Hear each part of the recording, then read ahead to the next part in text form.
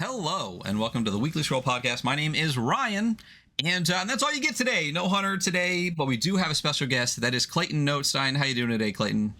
I'm doing good. Yeah. For those that know, echo. Uh, for those that don't know you, though, Clayton, in the ttrpg space, like who the heck are you, and what might people know you for? Yeah, so I am one of the many nameless people in the role-playing space who's doing the indie stuff. But I run a website called explorersdesign.com. It's sort of like it's a blog, it's a newsletter, it's a website, and it's all about design, specifically visual design, graphic design, everything that product design, all of the parts of design that aren't game design and how they plug into game design. So, I'm mostly trying to educate. I love role-playing games. I also really like graphic design, so they just sort of came together, and I'm trying to spread the gospel of hey, good margins, good typography, all these things that only make the awesome things about everyone's work even better when you execute it just a little bit better. Yeah, and it's funny, for those that don't know, we did 15 minutes of this episode already, and then found out that we weren't recording, so we're retreading things that we talked about 15 minutes ago. But that's the way that I kind of really started following you more. As as I said before, followed you on Twitter, but once you dropped your designer's template, yeah, that's when I was like, oh shit, this person knows what they're doing. This website looks great. The thumbnails look awesome. Definitely got to follow this a little bit more heavily. And that's when I became, a fan of your work. Yeah. And I said it before, and I'll say it again. I am still surprised that people liked it. I mean, I know that there are people like me out there. But when I was making it, I was like, this is a very specific thing for a very specific type of sicko. And so the fact that it's still got legs, the tail on this thing's been a lot longer than I thought it would be, is great. And then the other thing that I love, that I'm really like about it, is that I was worried that when I made this template, that best case scenario, a bunch of people were going to make stuff with it, and then I was going to become the guy where people are like, oh man, he just made everything look generic because everyone is using the same template. And I am astonished that some people have taken that template and made things that look so much better than anything that I could have made. They're just using me as a good springboard to save some time. They're shaving off 20% of the setup for themselves. And so if you want to see what that looks like, what the template looks like when it's good, go look at the Realist Ashcan or Eco Mofos or any of these other games. They look really great, and they don't look anything alike. So, besides the fact that they both have sidebars, which is really not enough to say that they all look the same, right? So it's good. Yeah, I mean, I've seen some books with bad sidebars, so yeah, and I will say it is possible to make really bad sidebars with the template. I try to explain, I think, in the actual template, because one of the things that makes it unique is I had this thought is okay, people make templates all the time, but what if the template, all the lorem ipsum type, was actually guidance? It was commentary on how to use it. So it's its own manual while you're using it. And I made a note in it. I was like, hey, make sure you want an ideal length of words in a line.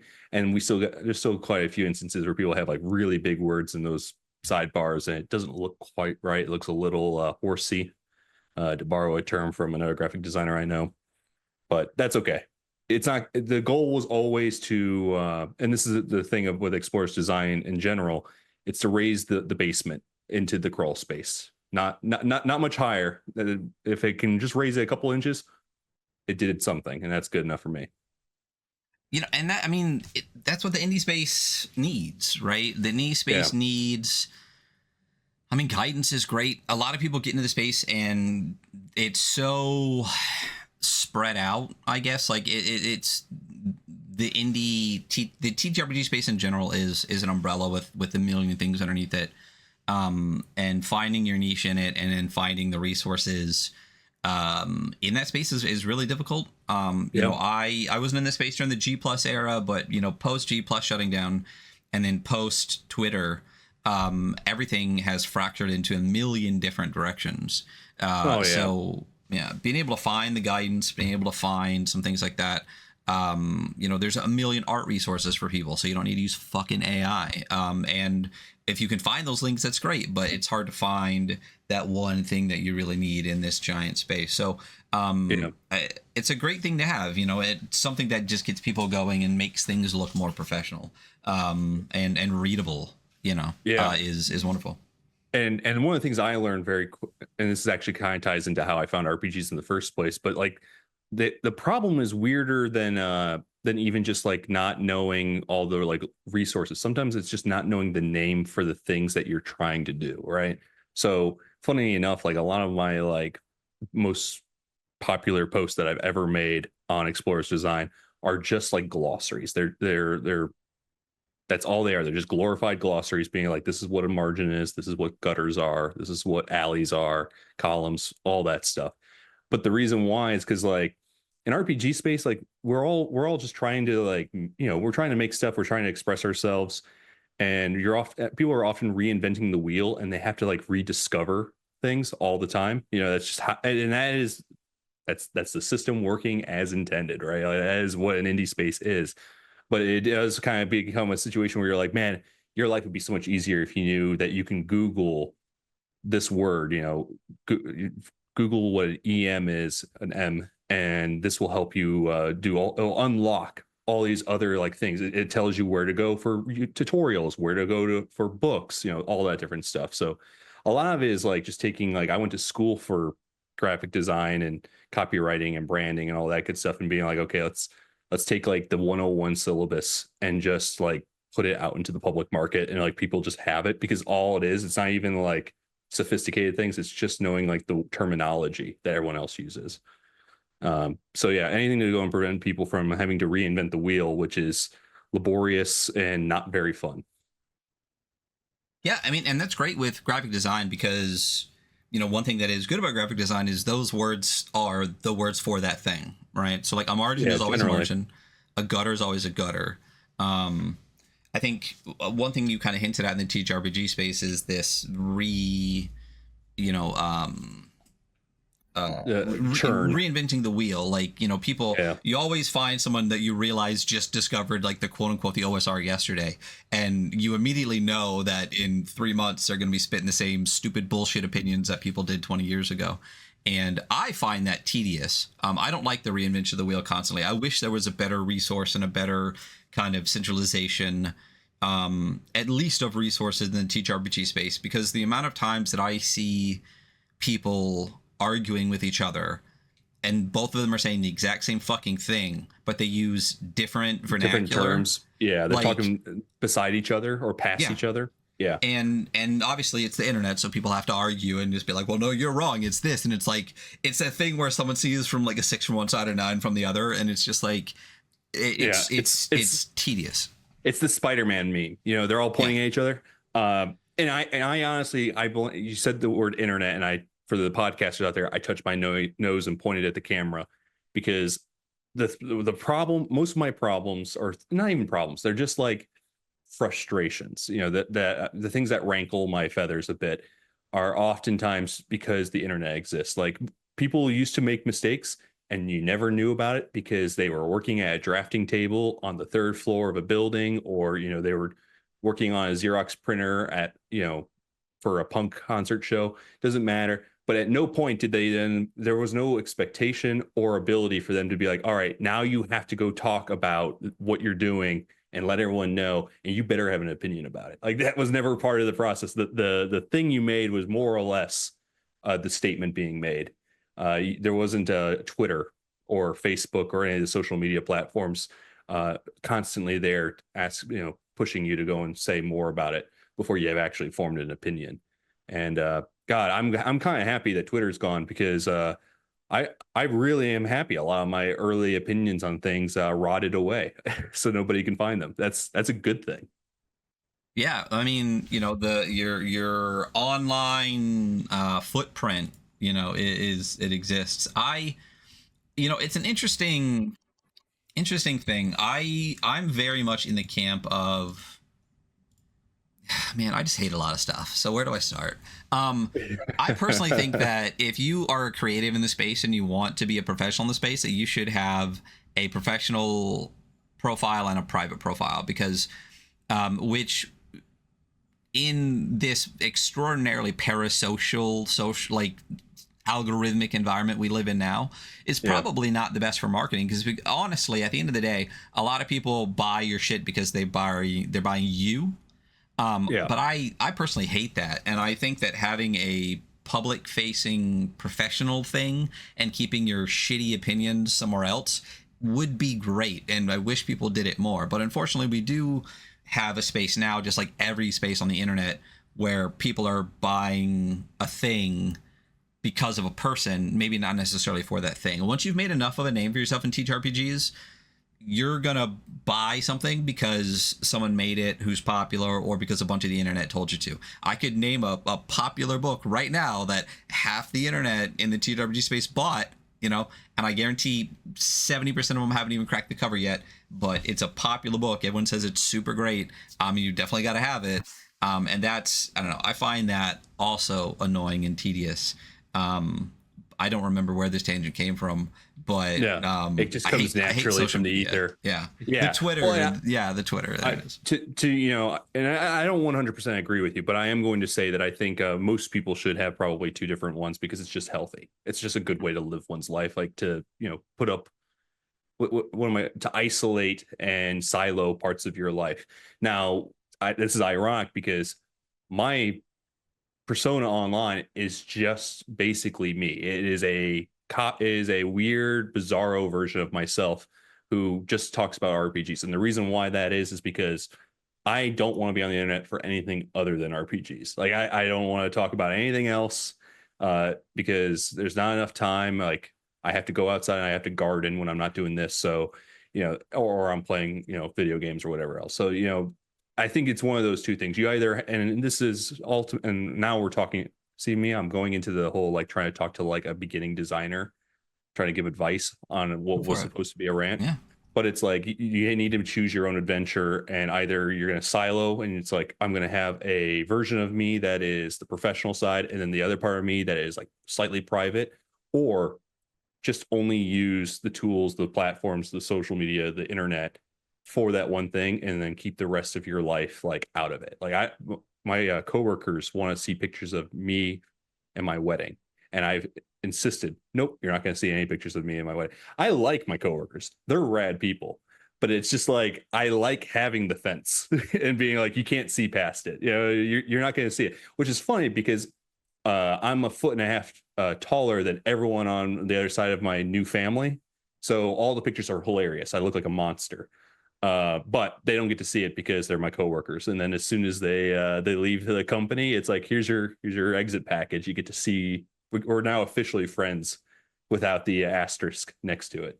Yeah, it's funny you say that, because I don't really have like private social media, right? Like not like a me one. I have some other accounts for other things. Like I have account that I can just like follow hobby stuff on and things like that, you know what I mean? But like there's nothing that's like pictures of me and shit. There's a thing at work going on right now where like they're putting pictures of everyone up on the wall, and I'm like, A, fuck that, I'm not doing that. But also B, I literally do not have a picture that's like within 8 years, you know what I mean? But I also go ahead. Keep going. No, I could talk about this forever, but we don't need to. Oh, yeah. One of the things you said specifically with the coworker thing is exactly what I do, but it's probably for a very different reason. Like, most of the people at work don't know anything about me. They know my name, they know me at work, but they don't know anything about my outside life. And I keep that extremely close to the vest with pretty much everyone. Back when I did have social media like Instagram and stuff like that, when I was like friends with people, but I moved and we kind of fell out. Like, you can go on most of the things and like make them unfollow you. And I would do that routinely with people. I would purge the people that were following me because I was like, we're not really friends anymore. That I have a private profile. They don't get access to me when we're not friends. You know what I mean? And that's kind of how I see it at work. And I've tried to explain it to people. People ask me about it too, because again, most people at work don't know anything about me. And it's because I feel like it's not that my I feel like that sharing that is me. And Yeah. the more I give it to somebody, the more I am spread out, Yeah. because I like that. It's a good giving metaphor. information about myself is like, they know this thing about me. There's this like tie to them, and I feel like giving too much of myself to too many people just spreads me too thin. It's the same way I feel about friends and stuff. I have a lot of acquaintances but very few friends, because I feel like the amount of energy that I have, I want to give 100% to a few people instead of 10% to a lot of people. So I see my personal information as something that I protect very close, and like really bothers me if people that I don't consider friends know things about me. It's just interesting they brought that up, to be like, yeah, my coworkers, they don't get to see that. I'm like, hell yeah. Like, we're Yeah. work buddies. Like, if I've never seen you outside of work, you don't know shit about me. Yeah. And I learned that early. I learned it the hard way. I think some people, they just naturally, that's how they live their life, and that's good for them. My dog's leaving, so I'm going to wave goodbye. Goodbye. Yeah, no, but like, I had to find out the hard way, because I used to work in an ad agency, and ad agencies are these super toxic places, with lots of personalities and everything else. And I found out very early on, I was like, oh, okay. So in some parts of the world, some parts of, just culture, people still think role playing games is like akin to leprosy. So I was like, I'm not going to go ahead and share that I'm a leper, willingly. I'll let them figure it out on their own. It's not very hard. Listen to me talk for a while, and you'll be like, okay, so that guy obviously knows like what a stat block is. You can tell very early. But yeah, so I found out the hard way. But I do think that that's a generally good policy, especially since we live in a capitalist, hellscape and so on and so forth. So probably good just to keep. It's, again, it goes back to what we said at the very top of this earlier. It's like, it's just a safety thing. If nothing else, it's safety. It doesn't have to be like principles or anything else. It can just be for your own health. Yeah, I mean, and it's weird. I mean, we live in a weird world now. I mean, not that it always wasn't, but I mean, it's extremely parasocial, and even to the point of people, like, I say this all the time. I'm like, remember diaries? Like, remember when people put their like secret thoughts in a book so that no one could see it? And that was like a whole fucking trope of like, someone found your inner thoughts. Oh no. And now people put their like everything possible out on the internet for people to see. And it's not healthy. I know people that have been fired because of their Facebook posts and stuff. So it's like, I don't know. Yep. It is a huge safety thing. We do live in a capitalist dystopia that's slid into fascism, and there is people whose social medias have been checked at the border to make sure you weren't saying anything bad about people, and we still got like what 2 to 3 more years of this. So Yeah. it is what it is. But yeah, whether there's social media or not, I do think that having a professional side and having a personal side is not only good for your professional life, but also good for your personal life, like you said, to keep it, to have a buffer, man, to be able to like turn it off. If your personal and your professional is always the same, then you're always on, and that just seems crazy to me. Yeah. No, exactly. I just got a message from someone from the Ennie Awards, so I wonder what they're asking me Oh, about. interesting. So, well, good segue into the Ennie Awards. So, Oh, they're asking me about layout. All right, it's the same question I get all the time. All right, there you go. and I'm like, hey, the layout guy. Right. Yeah. Take a seat. Let's talk about it. Yeah.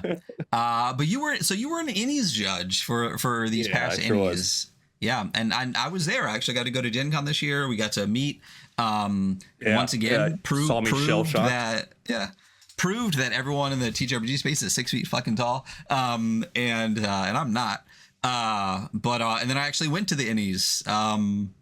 And man, anyone that's listened to me ever knows my opinion on them. So I would love, I don't even know, you hit me with, let's just get going. Oh yeah. Let's talk about it.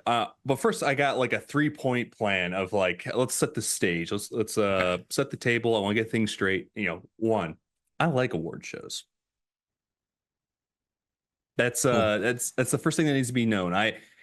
People are so I'm writing some thoughts of post-mortem on my experience as an Ennies judge, because it's a black box in our industry. It is bizarre how huge of a mind share it holds, and nobody really knows anything about it except what they can see in the ceremony every year and the website, which is, obviously just like an announcement, and that's about it.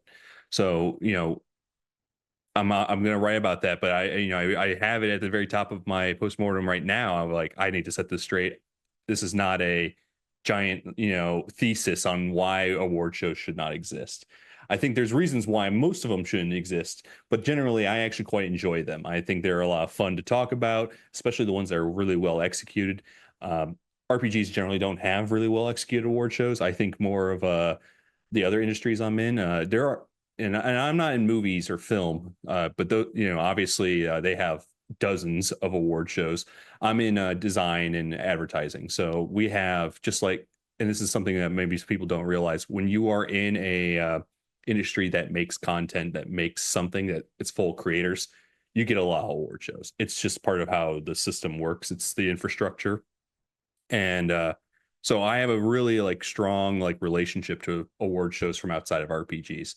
And that's why I have a huge opinion of RPG award shows, especially now that I've been a judge. So top level one, I actually like award shows. Two, I really liked being an Ennies judge. I mean, at the end of the day, as much as I'm going to talk about all sorts of different frustrations I maybe had, especially in this post-mortem when I can put it in print and, edit it and re-edit it and all that good stuff. But at the end of the day, it's hard not to be happy or grateful that you get to like read like all of this awesome work and people like sent them to you. So and we put a pin in that. But I will just say this: if you're making RPGs, send stuff to people you like. Let them they like that, and then they'll probably do something with it if you give it to them freely. And then the third thing, that I want to set straight, in addition to I actually like award shows, I was grateful being a judge, is three, I know that the Ennies are a lot of work. They are actually, it is like running a Kickstarter for an entire year, every year until you die. So it's not an easy job. So, and this is what I say all the time in design spaces, but when you critique something, you're critiquing the work, you're not critiquing the person. You guys do this all the time where you might critique like a game, but you're clearly not talking about the individual. You're not saying like, oh yeah, this person sucks because their layout is too narrow or small. You're just saying that the work is not representing that person's vision or their ideas or their, the best part of them in the way that it could be, with the execution. So those are the three things about the Ennie Awards that I want to make very clear. So like everything I say has an asterisk next to it of like, remember, he actually really likes this stuff. He wants to be super constructive. I'm not trying to put like a bile into the world. But yeah, the Ennies are really weird, really complicated, and it's next to impossible to write about them because every single sentence that I could say about them has like 1,000 caveats and like footnotes in it where I gotta be like, I feel the urge to like explain myself and explain the Ennies and be like, it's because it's so complicated and weird and not intuitive, not even a little bit. And some of that is self-inflicted by me, and some of it's self-inflicted by the Ennie Awards. So that's my opening sort of a long, not rant, more of a, on the defense asterisk. Stand. It's me on the defense stand being like, I didn't kill him, that kind of like that thing in the courtroom. But I think you gotta ask me a question and then I can answer it. I think that's the only way to like actually get into it. And I know you got some real like spicy ones that you're gonna ask me. Well, I mean, I'm an opinion guy, you know what I mean? I know, the questions just kind of rip. I mean, my opinion is well known for anyone that's watched the show on the Ennies. I don't like them. I think they're bad. And that's one reason I mean, I wanted to talk to you regardless. Didn't even know you were an Ennies judge until much more recently than wanting to talk to you. That was just a bonus to be like, oh shit, now we definitely have to talk about this. Yeah. Despite my best efforts, I tried to make it clear that I was an Ennies judge, not because I wanted to advertise it, but because I was like, man, it would be really, really cool if people knew an Ennies judge. Yeah. Like, hey, we got one. We got one. You're hearing one talk. This may be the first time for a lot of you that you've ever heard of a person who was an Ennies judge talk about being an Ennies judge. That's really rare. Because there's a lot of random fucks that get to be Ennies judges that like make no fucking sense to me. So let's start there. Well, let me get my caveats out of the way. Let me get my giant asterisks out of the way. The Ennies, in my opinion, I don't like award shows for the most part, and I think the Ennies are incredibly broken. Um, Yes. and I would love to hear from you about why. The Ennies to me are, it's one of those things where, man, I'm gonna not say what I wanted to say there. It's one of those things where if your friend gets nominated, you're happy for them. If they win, you're even happier for them. But that doesn't mean that you don't think the thing still sucks. You know what I mean? Like Yeah. I think the Ennies are terrible, but I'm very proud of the people that I know that won awards because the recognition is great, and I understand like the trickle down from being able to say that you won an Ennie is fantastic for them and for the work that they do, and that's really really great. Those things can coexist at the same time, and I think that's a lot of people's opinions on the Ennies. A lot of people I think are like, fuck the Ennies, but if I got one that'd be cool. You know what I mean? It's to the point of being like a joke or a meme. Like there's a Yeah. like I know Brad who won this year for the Dream Shrine is like, actually I think the Ennies are great now. You know, like being very overt about just knowing how how funny it is, that relationship. Yeah. And again, like things can be two things. Things can coexist. They're not mutually Yeah, exclusive. You sure. can think any suck and still be happy that you won one. Very happy for our friends that won one. I think that's my only asterisk. I mean, if you want to hear the spiel, go listen to the Cyber Plus Punk episode. I had a nice one about that. So let's start from the top. So I actually didn't know for a long time that the judges are voted on. I must have seen it before because I've voted in the Ennies multiple times.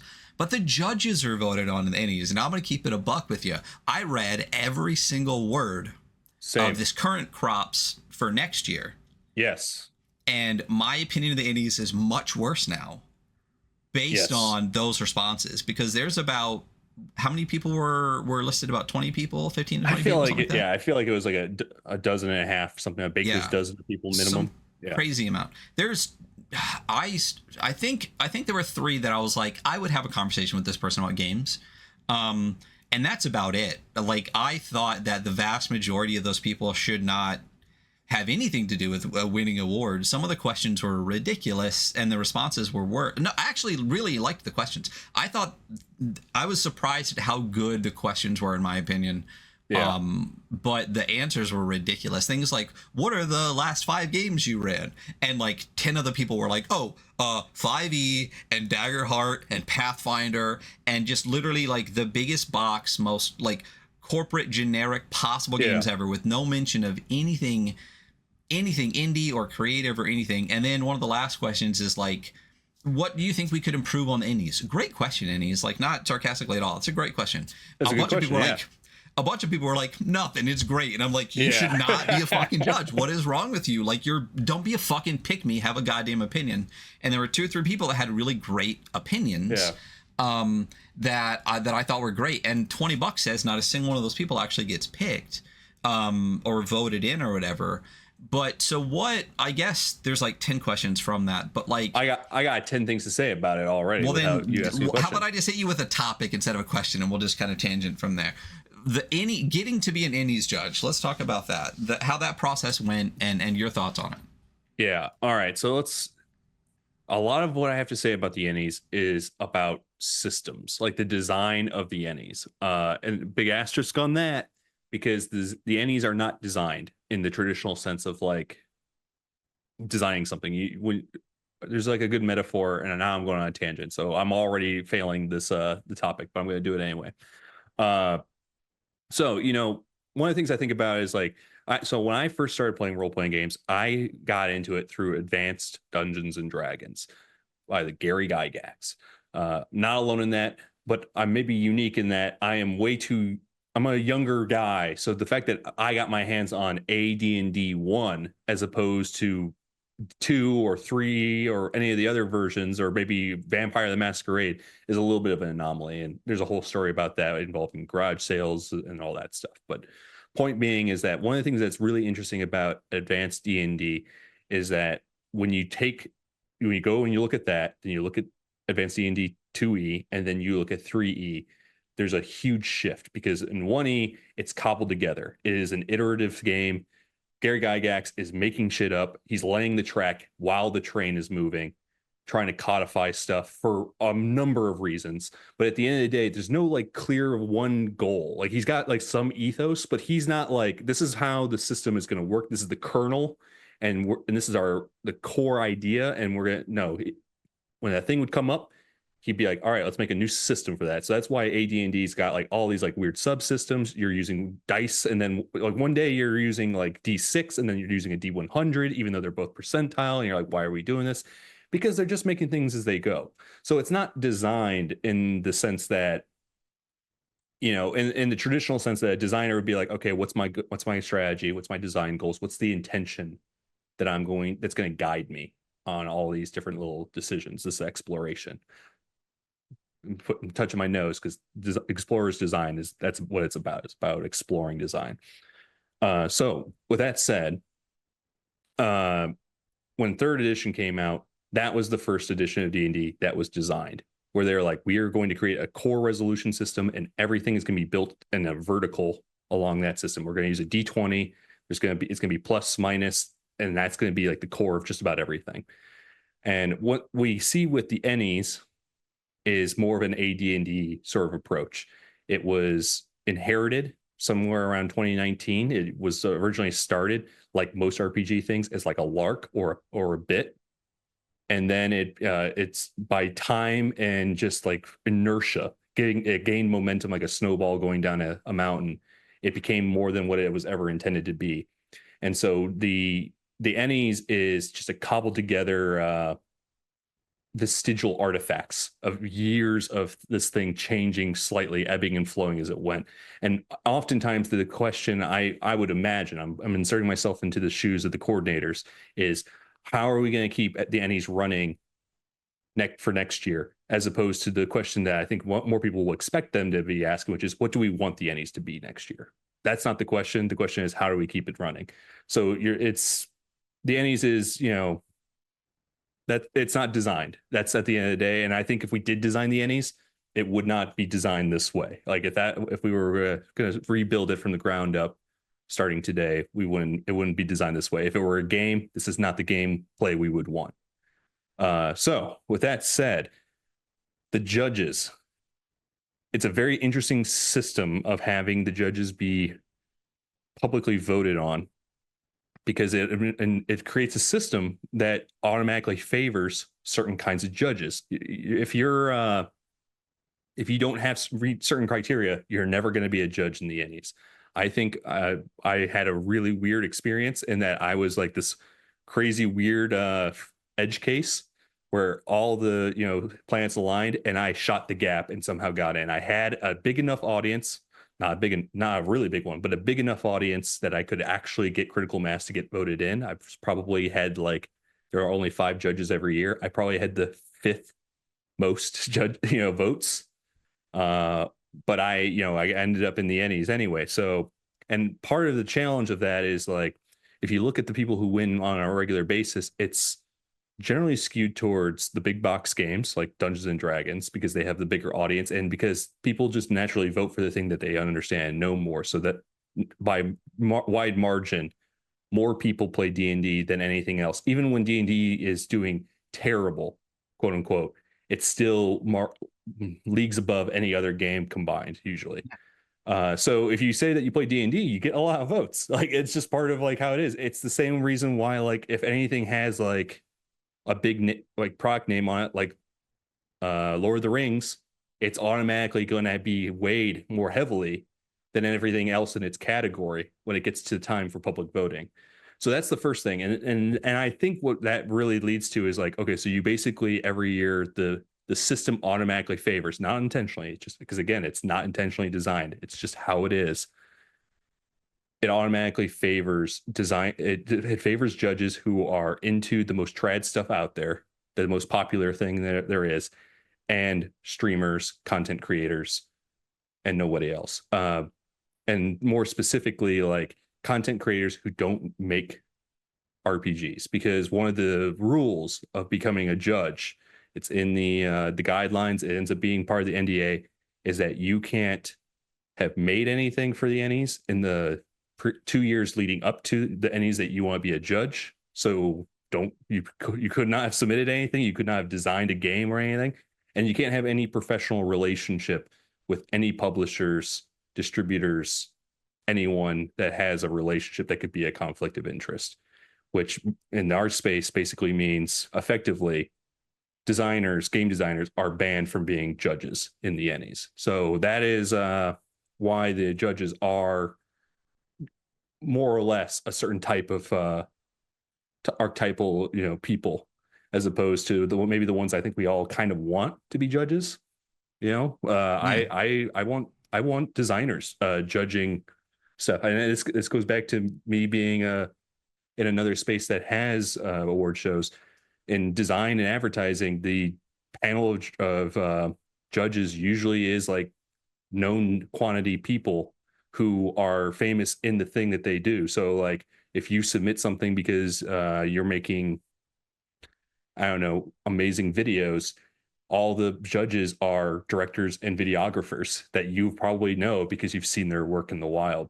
Or if you are submitting to a category for copywriting, all the judges are copywriters. And they're not just any copywriter, they're usually copywriters in jobs you wish you had, or copywriters who wrote something that you wish you were good enough to write. So even then, yeah, so it really is just like that's the first part of like what makes the Ennies probably unsatisfying to like most people, me included. I want to be judged by a jury of my peers, and if not a jury of my peers, I at least want them to have so much clout it's undeniable.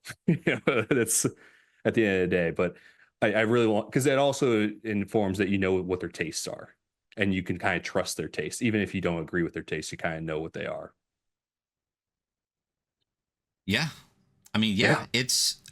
What do you? I mean, again, this is the first time this year that I really sat down and dug into that process, and my immediate like 1+1 = this is, oh, this is why it's broken. I'm sure there's a million other reasons, but yeah, starting from here, starting from this moment, because this is the people you're going to pick to be doing it next year, from this moment, it's already flawed and broken.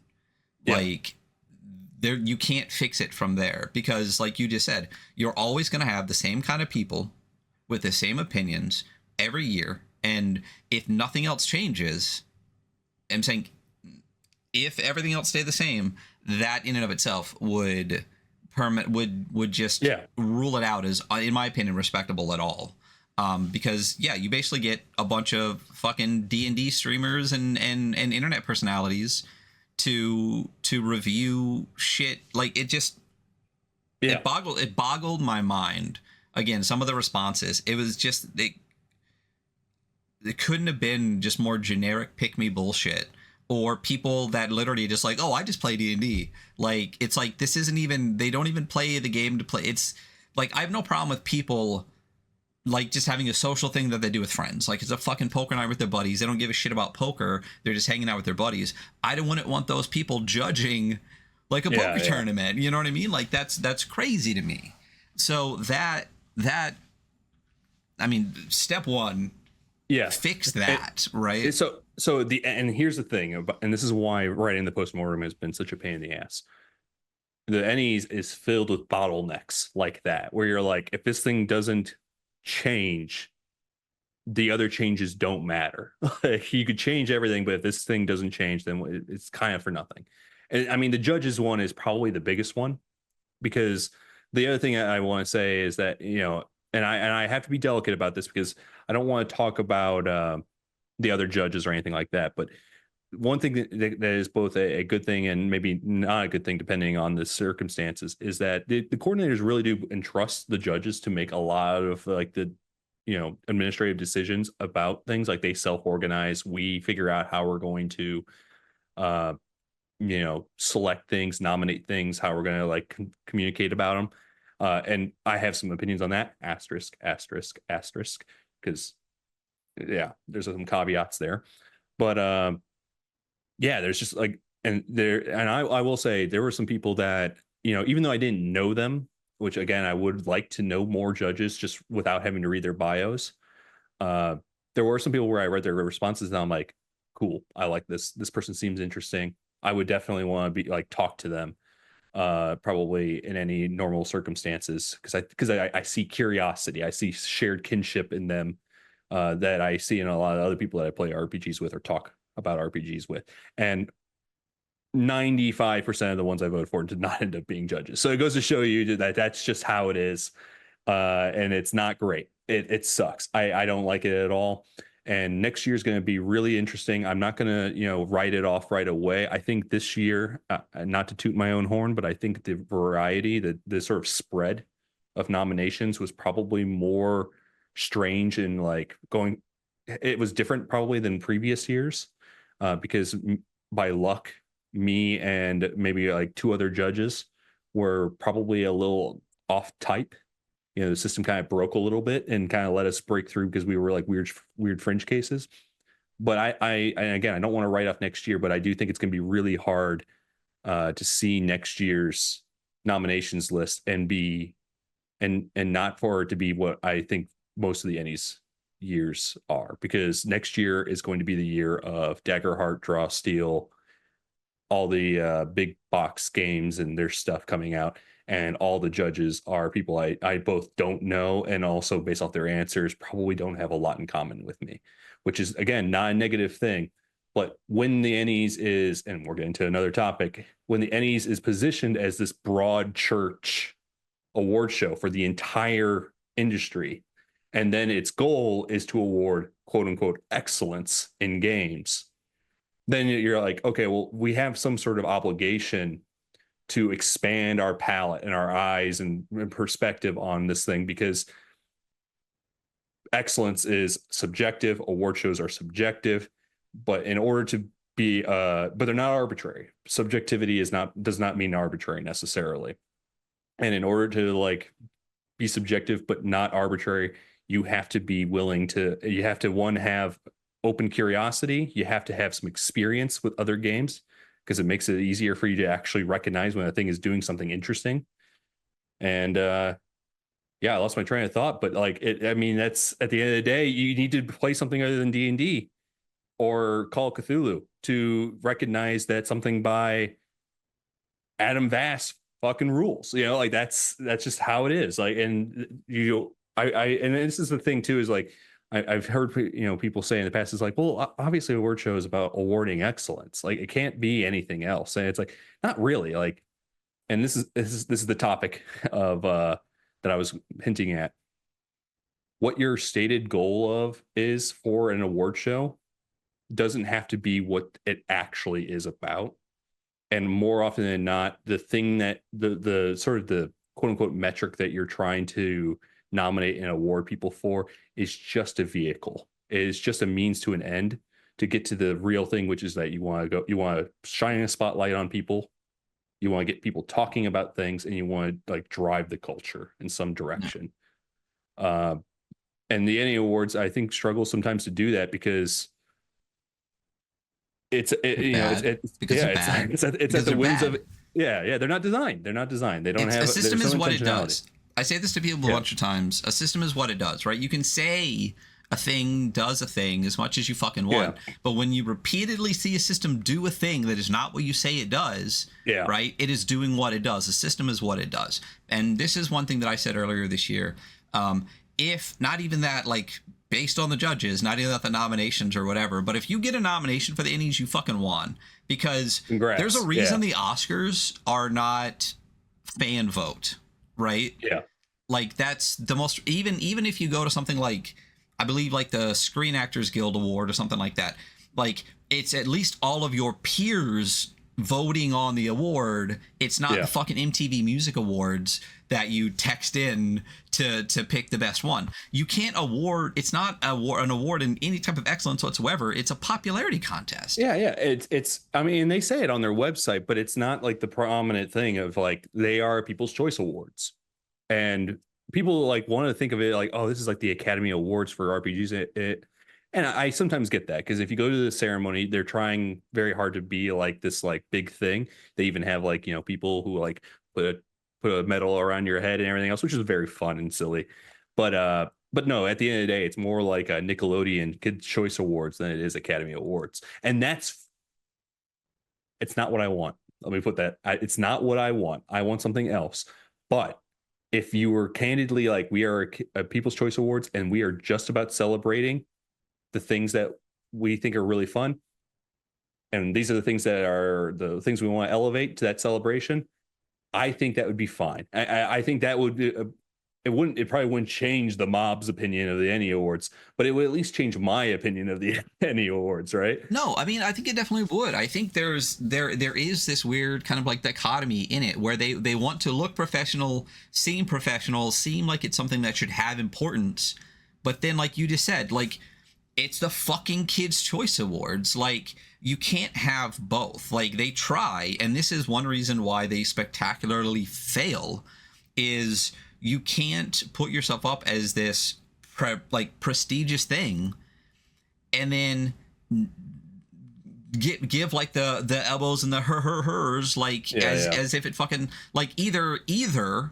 become the professional prestigious thing or start busting out the gack and just like having fucking skits and shit on stage and stuff. Like trying to walk this line and failing to walk it year after year is a ridiculous thing. In my opinion, it's bad for the ttrpg space because like it's bad because what people want and what the Ennies is in a position to be is an excellence award, right? But I'm gonna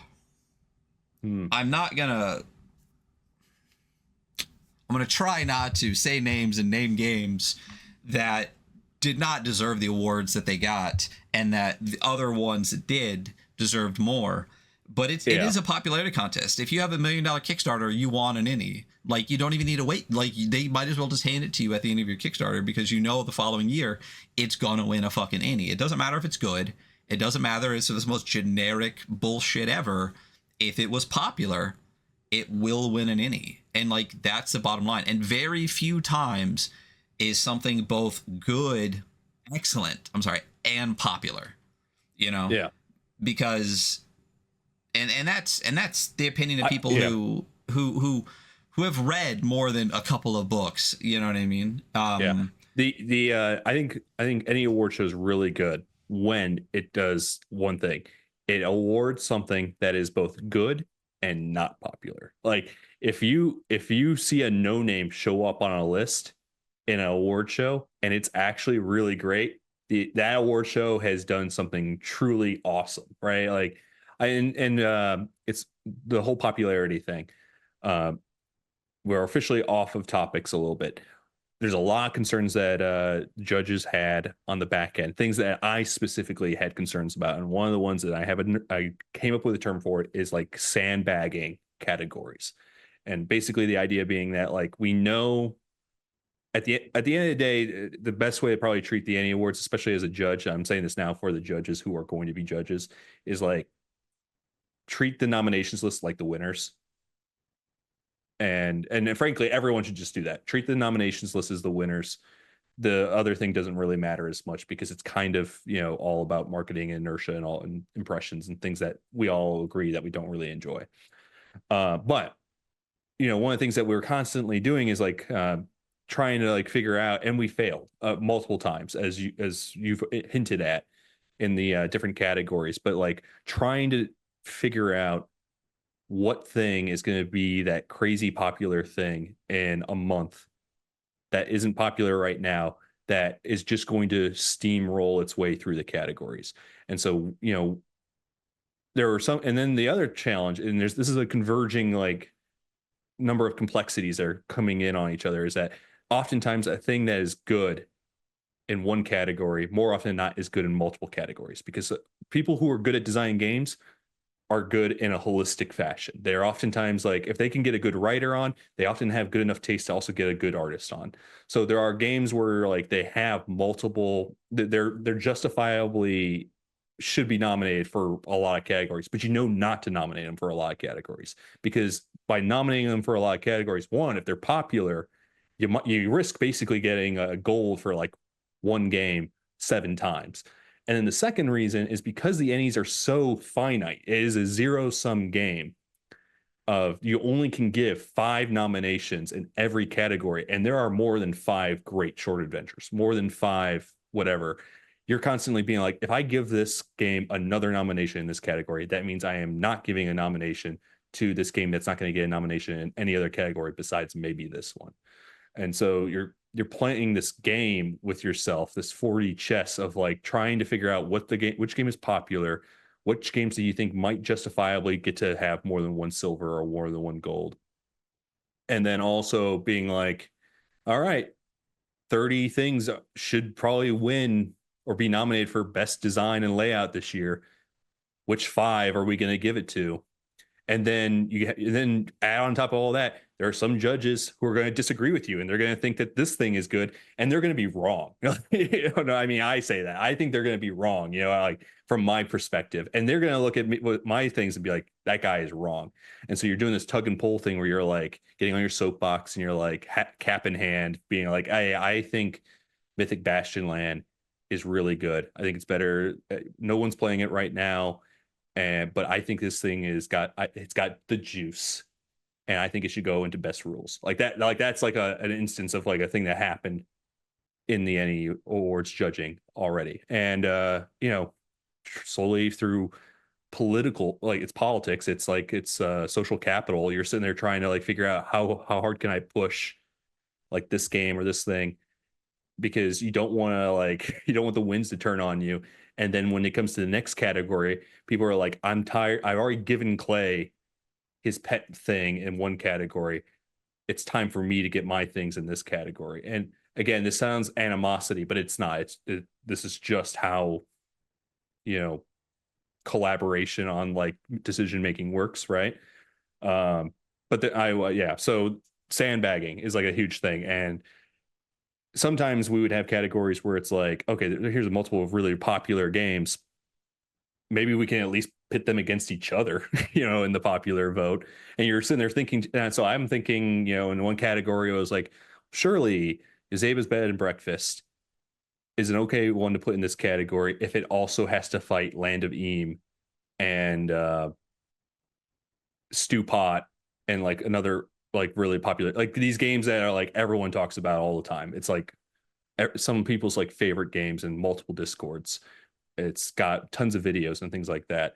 And so, this Ennies, there was multiple categories where we were like, let's put some giants next against each other. But to give a fun, like little, this is something that nobody knows, so it's going to be for this podcast before the postmortem goes out, is when we decided that Mythic Bastionland might get nominated for some categories, and I campaigned really hard for it in specifically best art and best rules. The Quinn's Quest video did not come out until after we finalized our nominations.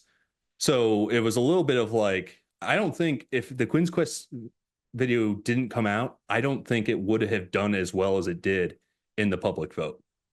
And we could not have predicted that Quinn's proclaimed like OSR fantasy RPG hater was going to come out with was going to make one of 5 reviews a year this one, right? So yeah, it's just a crapshoot. And some of that is like you can't actually design against that, but it certainly doesn't help that we're doing a zero-sum game with a People's Choice Awards. So now those challenges become realities that you have to deal with, that you have to consider while also judging. So this is also broken. So we've established that this process is fucked.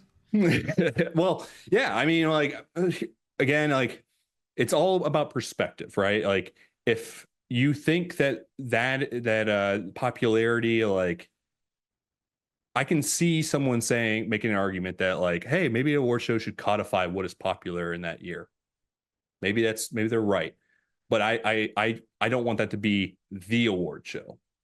I don't want it to be the like prestige, the giant in the industry. I would like it to be like some other like side thing, right? Well, and that's the issue. That's part of the issue too, right? Is again, the Ennies is in the position by momentum or by whatever that they can do this every year.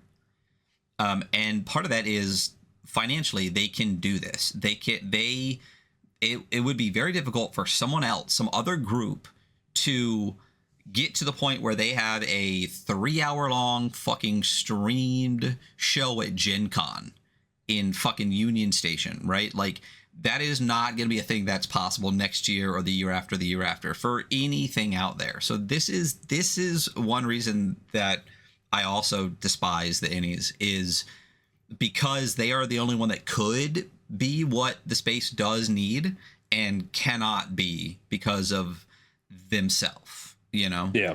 And that to me, I think, is more infuriating than anything. There's a reason we don't do an award show on the podcast. We review things. We even quantify it with fucking numbers, right? Yeah, and there's a reason that we don't do an award show. All we do on the show every year is just go back through the numbers we already gave and just review the scores we gave, right? And then we have like our personal favorites that have nothing to do with scores, and sometimes our personal favorites aren't even in the top scores that were given out on the show, because it's, and again, that's why we don't do a fucking award show. It's just a recap, to not have to deal with any of this bullshit, right? And I would much rather have someone's like post Ennies, here's my 5, like the game that made me jump the highest, you know what I mean? Like, oh yeah, the superlative awards are, yeah, they are, in my opinion, better for the space than the Ennies has any hope of being, you know? So, you know, I'm not going to say too much about what I think would be my ideal award show, because spoiler alert, I kind of want to shop that idea around and get somebody to buy it in, right? Like I want to run an award show, and I want to build one with what I know. But one of the things I did think I always thought would be funny with an award show is like, okay, yeah, have your whole like categories and everything that's like it's set in stone every year, what have you. But wouldn't it be kind of fun if like every year, whatever crop of judges just had like 10 superlative awards every year, just to throw it in, like, and it could be completely random every year, like, because there are some things where like they defy categorization, but they are also 100% the thing you want everyone to know about for some reason or another, and you want to use the award show's platform to do it. There is a game that was submitted. Congrats to anyone who made this, because they're going to have someone talk about it. It's a game called Green Oaks. Now, I don't like the rules of the game. I think it suffers from a consequence of like a lot of RPGs where they kind of can't commit to like one theme because they want people to play it.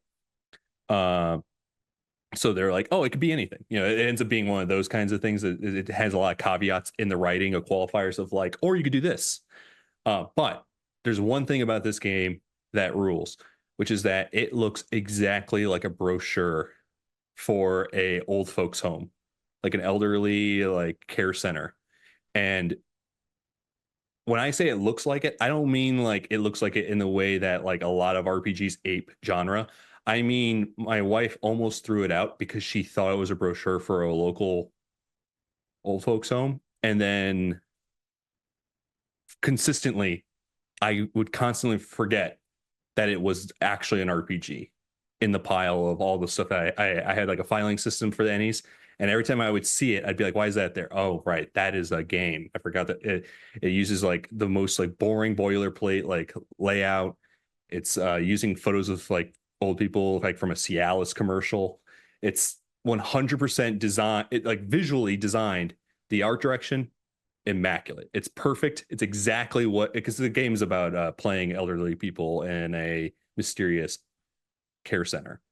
So like, is it the best design though? No, not, I don't know, not really, because the execution is like, it's bad, but it's also exactly the kind of bad that a designer or a person in a marketing team would make a brochure at one of these places. So it's actually 100% spot on, right, dead center in the bullseye. But it's not got the best writing. It's not got the best setting. It's all just sort of, it's just different in every way, right? And I would have loved like a superlative of like the most like non-RPG looking RPG of the year, you know, and then it gets an award. And it was like, we talked about it. It was one of those games where it's like we had a huge conversation about it the whole time about like, I kind of think it might need to be in a category. It might be good. Maybe we put this out there. And I will say that's one of my, if anyone liked the crop of nominees this past year, I think most of that is due to the fact that the judges this year, me specifically, because I only want to speak for myself, and I want to speak for them, is that there's a lot of metrics, execution, creativity, originality, context. Those things are all very important to me. But there's another little metric, which is is it taking a swing? Is it taking like the bolder, the more ambitious the swing, the more idiosyncratic it is?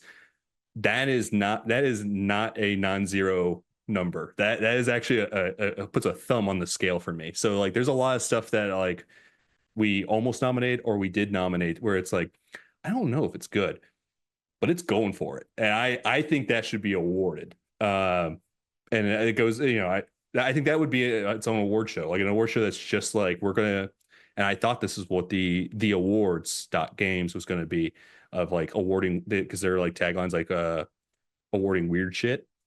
I think they should just like double down on that, go all in on weird shit. Like the weirder the better. And like, because that award show where all it is, you just know everything on the list is going to be the weirdest thing that came out that year, or at least some of the weirdest stuff out here. That would be cool. That sounds like a great award show to me. That would be cool. That does sound like a great award Yeah, show. and that goes to a theme generally, is that like the award shows that I think everyone wants, that I think a lot of people like, have specificity built into them, and the more broad you get, the less satisfying they become. Like one of the other concerns as being a judge is that you have all these categories and you only have 5 nominations in each category, and there are more than 5 sub communities in the design space for RPGs. So now, should we feel obligated to give an award to like there was no quota. We weren't like, okay, we need one for the trad people and one for the story gamers and one for the OSR people and so on and so forth.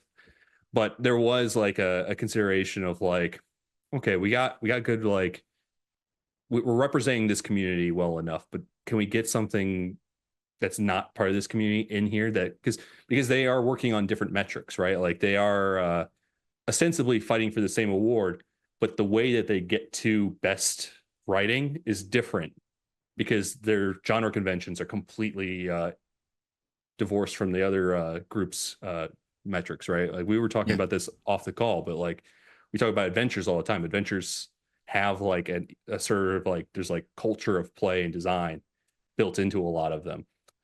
And what's an adventure to a story gamer versus an adventure for an OSR, or NSR or whatever, whichever acronym doesn't piss people off, yeah. So yeah, that was one of the other challenges, is like you're sitting there being like, well, we got those things, and there is something that when people a complaint or critique that I've heard where I don't actually agree with it, and I'll say it right now because we got to keep the show kind of spicy, because this is the weekly scroll, is a lot of people are like, oh, there's too many NSR, OSR, elf games in the adventure categories.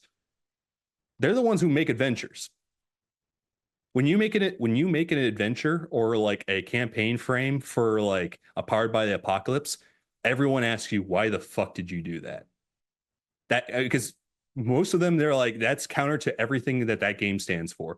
And there are I'm not saying that there aren't those. I mean, Jason Lutz has made amazing like campaign settings and like adventures for dungeon world style stuff in the past. And there's people will occasionally make something for something like Off-Worlders, which is one of my favorite games, and I wish they had more stuff for it. But ultimately, on the grand scheme of things, some categories do just lean towards certain genres or more than others. Adventures lean towards genre-based games like horror, fantasy adventure, things like that.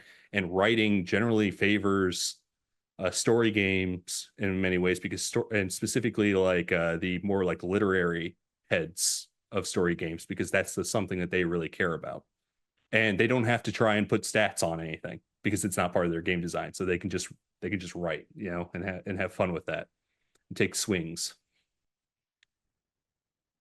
Anyway, Ryan, what's your next question or thought? What are we doing on time? I don't have a time, so I'll go as long Yeah. as you want Okay. to go. Okay. I'll keep going. Yeah. Because I got plenty of stuff to go. I think let's take a quick, just a couple minute break real quick, and we're gonna get back because and remind me so my ADHD brain doesn't forget. We're gonna talk about categories because I would love to talk about categories a Okay. Yeah. little bit more Great. in depth. So It sounds like a we'll lot be of back fun. in just 2 seconds. Sounds good. All right, and we are back. So categories. All right. Man, there's a lot of them, and There sure are.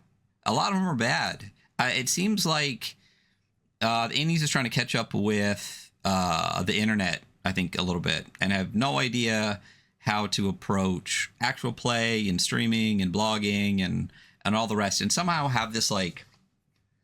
I couldn't even tell you, like, it seems like there's like 4 awards where they don't really know what it's for, and it's some mix of all of that tucked into them. Yeah. So what the heck, what the heck, what the fuck even? Yeah. Real quick, Well, side note, you said it's a weekly scroll, so you got to get spicy. Are we known for being spicy or something? well, Ryan, I'm sorry to tell you this. You have opinions, and they consistently come out every episode. It's one of the reasons why I listen to it, because you're just sort of like my spirit animal, kind of like, I'm not going to say that insensitive, but like you're sort of like, this thing that, you're saying a lot of the things that I think half the time. So, I want to be, to some degree, have that degree of that level of candidness in the weekly scroll, because I think that's what a lot of people probably listen to this podcast, is they want that. Right. So I'm not going to completely dance around every question you give me. Cool. Yeah. I do give quite a few caveats. I do know that. I know I'm kind of softballing, but at the end of the day, I do think there is a lot of nuance to this. And I think ultimately, and this is where we get back to the categories, my complaints with the Ennies categories is a complaint I have with like all the award shows and RPGs categories. Like I think like there's almost always there's a couple award shows where they don't have that many categories. I mean, I think of like the Origin Awards, which is not an RPG award show. It's like a gaming tabletop award show. So they only have like best RPG and best RPG supplement, and that's it. That is one with an academy attached to it, and they're the ones who do the voting. And then there's the awards.games, which also similarly, they don't actually have categories at all. They're just like, here are the 10 games for this year. Yeah, they pick like 10 or 20 games and just go, we like these. There you go. Okay. Yeah. Yeah. Right. Again, if there was a little bit more specificity, I think that would be more exciting. Like that would be totally fine. But because it is, again, still very broad, it's kind of like whatever. And that is ultimately my biggest complaint with most award shows, is that the Ennies and the Crit Awards, they want to be the award show for everything. Like, and that's why there's so many categories. And then there's also the thing too with the Ennies of like, because it's so much older than a lot of these other award shows, they, there's clear, like they have vestigial organs. There's a lot of appendix sort of style like categories in here that were probably more relevant years ago, and they've grown less relevant over time, but they haven't been removed, or they haven't been like really revised a lot, because again, every year it's an iterative process. It's not, they're trying to figure out how they're going to make it run again next year. It's not about what is it going to be next year. So the question is never, and again, I'm putting myself in like Stacy and team's shoes a little bit here.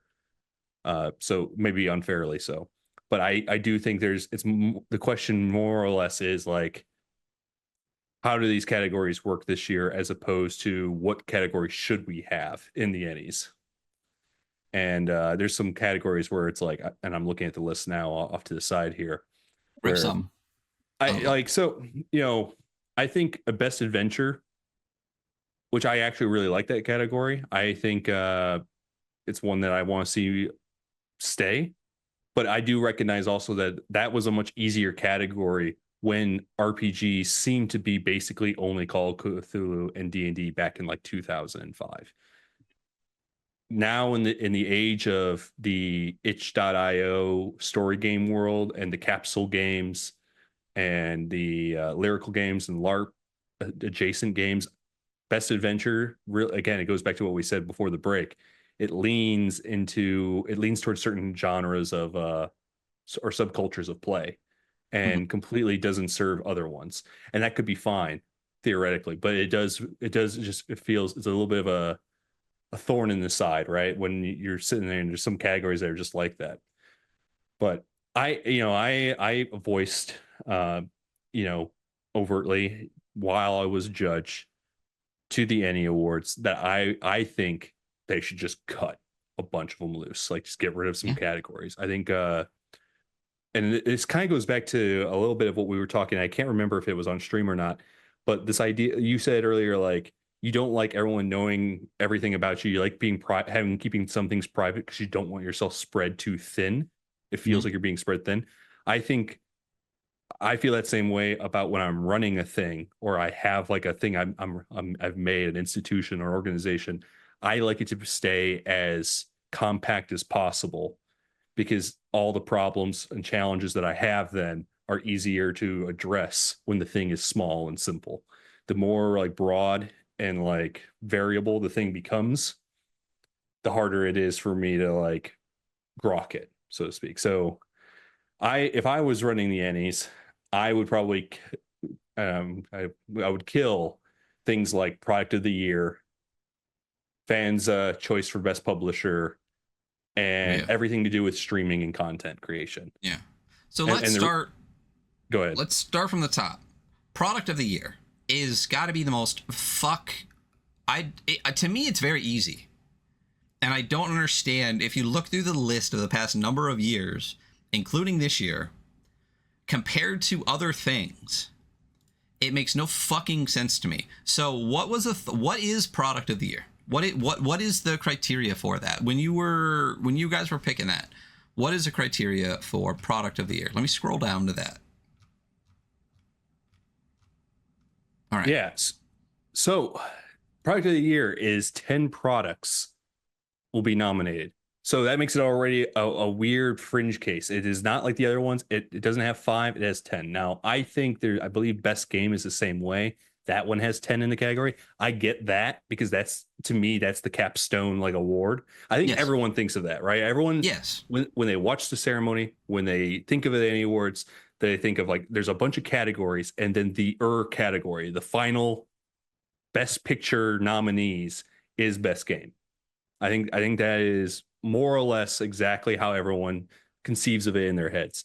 So the fact that you are at the ceremony and it's best game and the big thing wins or whatever, and then there's another category after that and it's best product of the year, it's strange. And I think in previous years, this is where like, man, I don't know how to say this without sounding a little bit despairingly, but this is the category where you're like, okay, we want to have the best picture nominee, but we don't want to leave out the maps, GM screens, and the plushies and the dice makers. So we have this like other secondary competing category, this top category with best game that is for all those submitters who are not submitting a game. And I just don't think you need to do that. I think those categories exist already. There's the best RPG related product. There's the best supplement. I think those things can exist in those territories. I don't think they need a top spot like vote, for like the best of the year.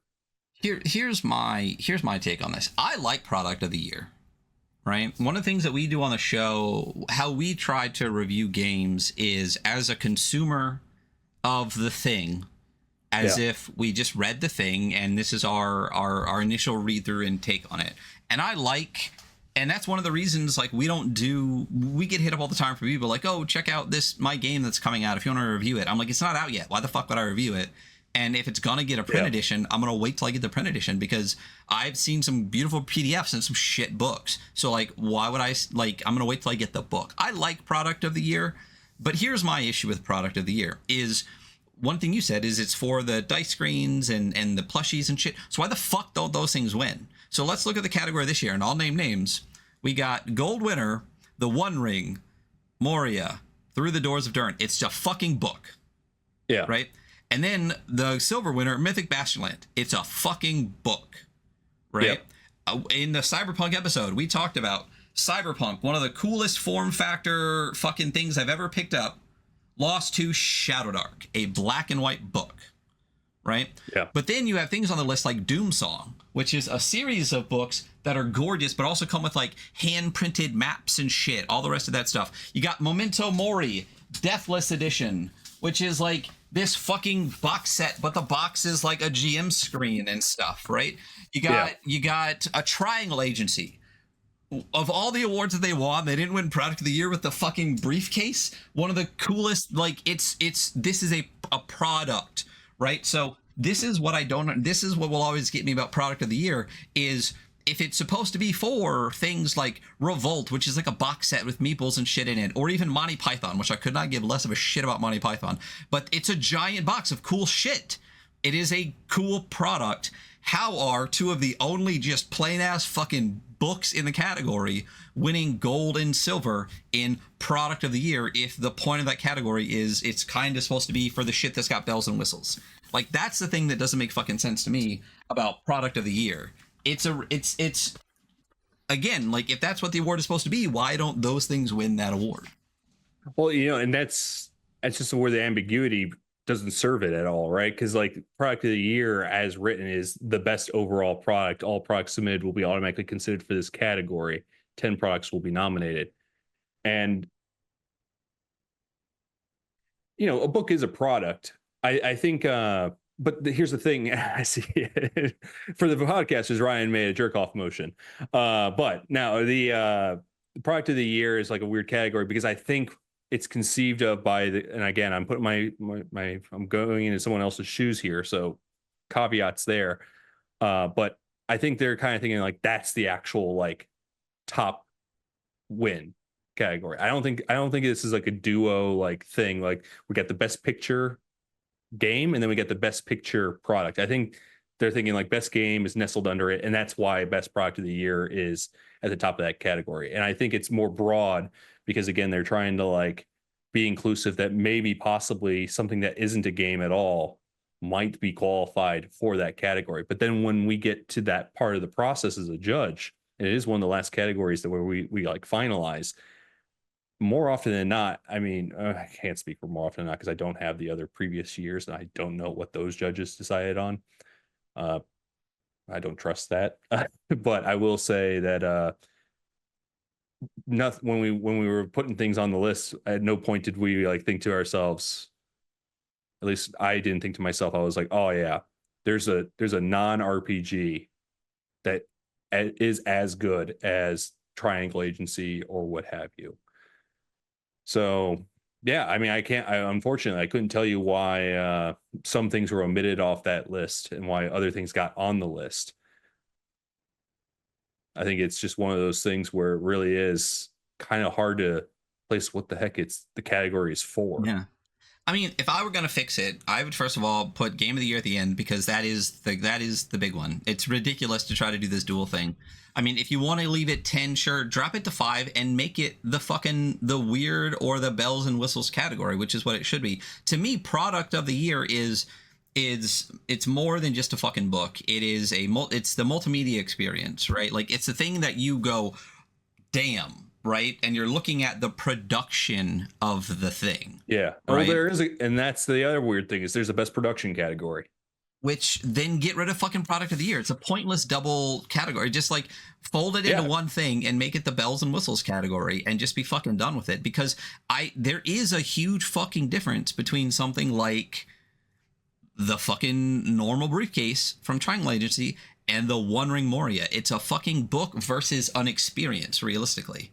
Like when you open this thing up, like the awe that you get from it without even ever cracking open the book itself is a completely different category than just a book sitting next to it, in my opinion. If you're gonna have those things, just get rid of one and double that into, like I said, there shouldn't be anything that's just a plain book unless that book is the most insane shit you've ever seen with like holes punched in it and like it's backwards somehow and it breaks space time or something. Like that's the only way it should be in there. And that's why, again, because we talk about things on the show like value and like rules is one of 5 things that we review. There's a bunch of other stuff that goes into it. And that's a big part of it, like actually having the thing in your hands, because you can, like anyone that's played a ttrpg, if you're handed a black and white 2-column book and you're handed something like the normal briefcase, the vibes are going to be a little different. Like there is something to say about the production value, the way it's presented, that the immersion that the thing can give you, that is a completely different experience. So anyway, but that's product of the year. But I interrupted you. You said 2 other things. I wanted to get that rant out. I had to get one out. No, yeah, it's good. It's good. I'm trying to, and again, I'm not going to invalidate anything you said, because I think it's really challenging. Like some of these categories weirdly overlap with each other, and some of them it's like, what is it actually for? Like it's really hard to say. And then there's this other thing too that, so you know how we were talking earlier about sandbagging, like you're trying to do the math in your head, that you're trying to read the projection maps of like how popular is this thing going to be when it gets to the public voting. The other thing that you're thinking about is like,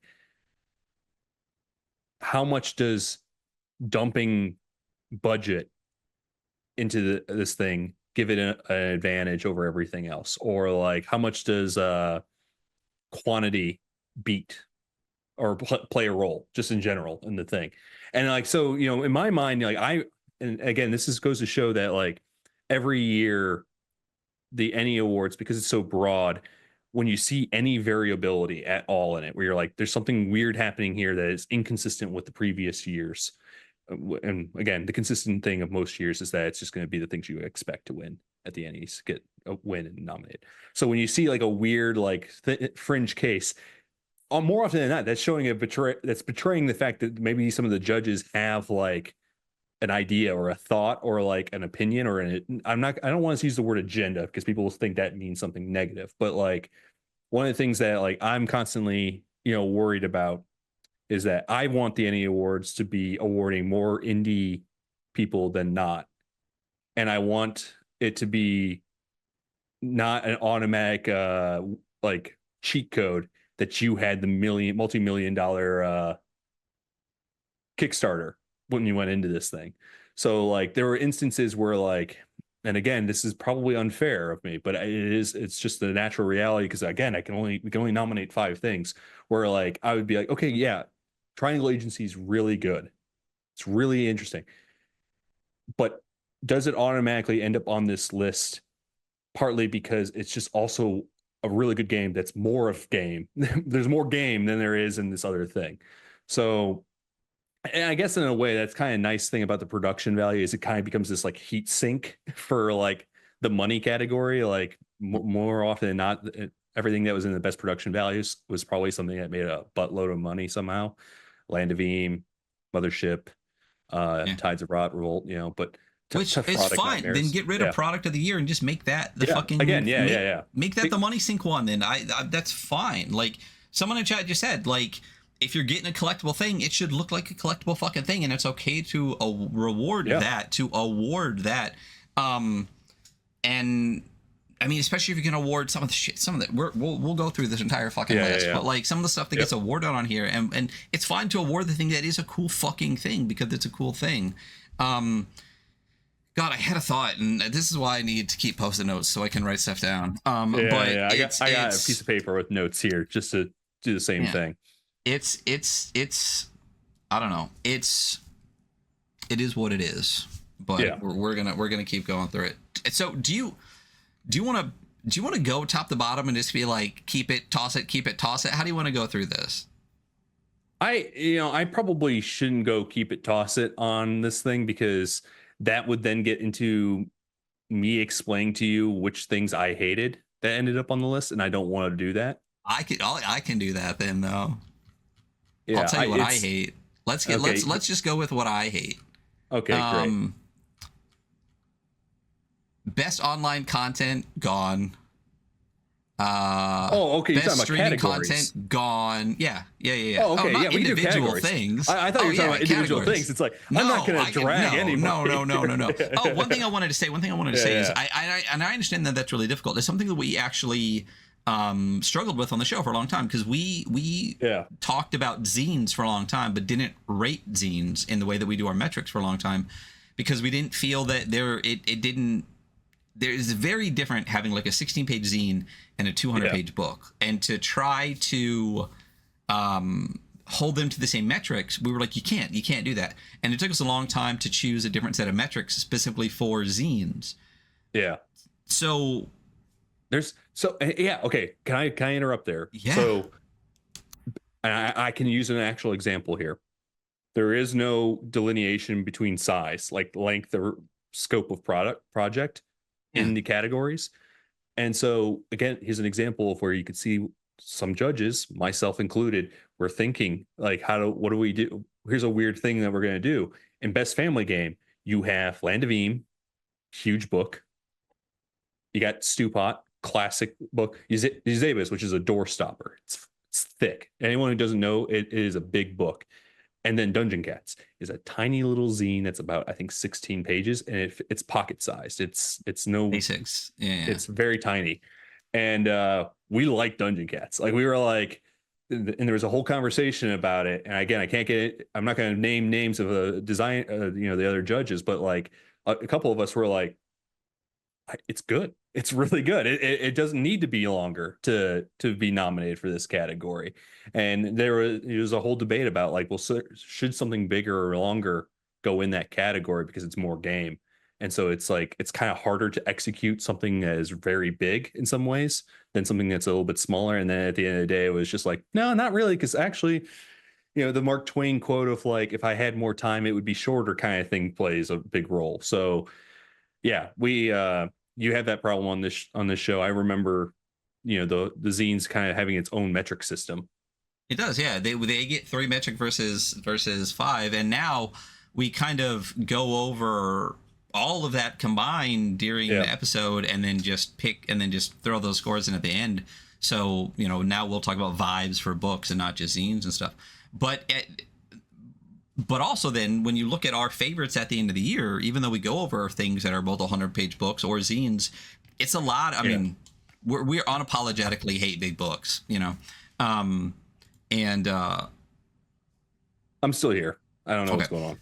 We unapologetically hate big books, so we don't go over as many. We might go over more now with the new metric, but like I understand that it's difficult, but at the same time, like no, like we might use a different metric, but at the end of the day, I can hold up a 300-page book and a 30-page zine and tell you which one I like and which one I think is better. You know what I mean? That's true. So it's the fact that Dungeon Cats was in there compared to the others is sometimes it's harder to put something into different challenges for different things, right?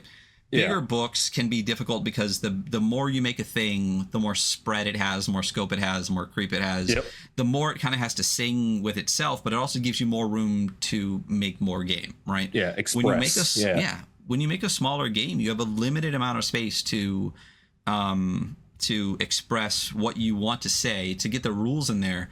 But one of the things that makes us choose zines more than others is when you have that smaller size, all of the things work together better, right? When the art and the layout and the rules all sing, it's more important when you have a smaller zine, I think, than in a bigger book, because it's much more noticeable when you have a much smaller size to deal with. Like if one chapter in a giant book is kind of off, it can hide.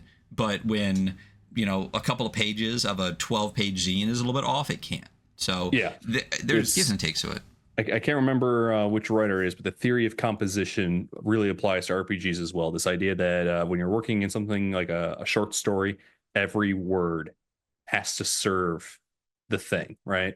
And the bigger you get, it's like it's a conservation of energy. The bigger the thing gets, the less potential or energy is in each individual part, because there's just so many more parts, so you can kind of spread it out.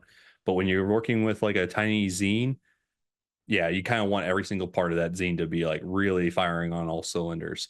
And so now we should have a whole category of conversation where we just talk about some little observations for anyone who wants to submit to the Ennies and wants like to win. Spit them out anytime. But I will say that when a short game is bad, it's merciful. It's like, okay, it's not great, it's fine. When a big game is bad, it's excruciating. It sucks. It is a miserable thing because like, again, I'm reading through these things. Like, I'm not like, I don't want to. I feel obligated to give everyone a fair chance at bat. So when your zine is like 16 pages, I read it front to back. No, there's no question about it. It requires no work whatsoever to do that. When your book is 300 pages, I'm reading at least 50. And there's a lot of books where you're like, right away from like page 5, you're like, this thing's probably not going to get much better, is it? And then you get to page like 20 and you're like, it's still not there. What's happening? When's it going to? And here's just a tip for everybody. Get to it as soon as possible. Like, there are too many books, and this is a problem with the 5e trad D&D RPG culture and like the Call of Cthulhu sort of adjacent world. Because I know that trad players don't consider themselves trad, right? That's like a category that the outsiders give those communities. But there are too many of these books where it's like it takes 15 pages to get to. So what is this thing about? Well, like, what is actually the game? I've gotten the lore, I've gotten the thank you page, I've gotten the safety tools, I've gotten the credits, I've gotten some art, I got the maps. I'm already 6 pages in. When does the game get brought up? Then there's the forward about what it was like making the game, and then there's the commentary from someone, from the actual designer, and you get to the point where it's like, okay, where's the game? Just tell me what the game is. I can't keep doing this. So just get to the point. I have a blog post about this. It says, stop hiding your apes. But it's just like, please just show me the cool thing as soon as possible.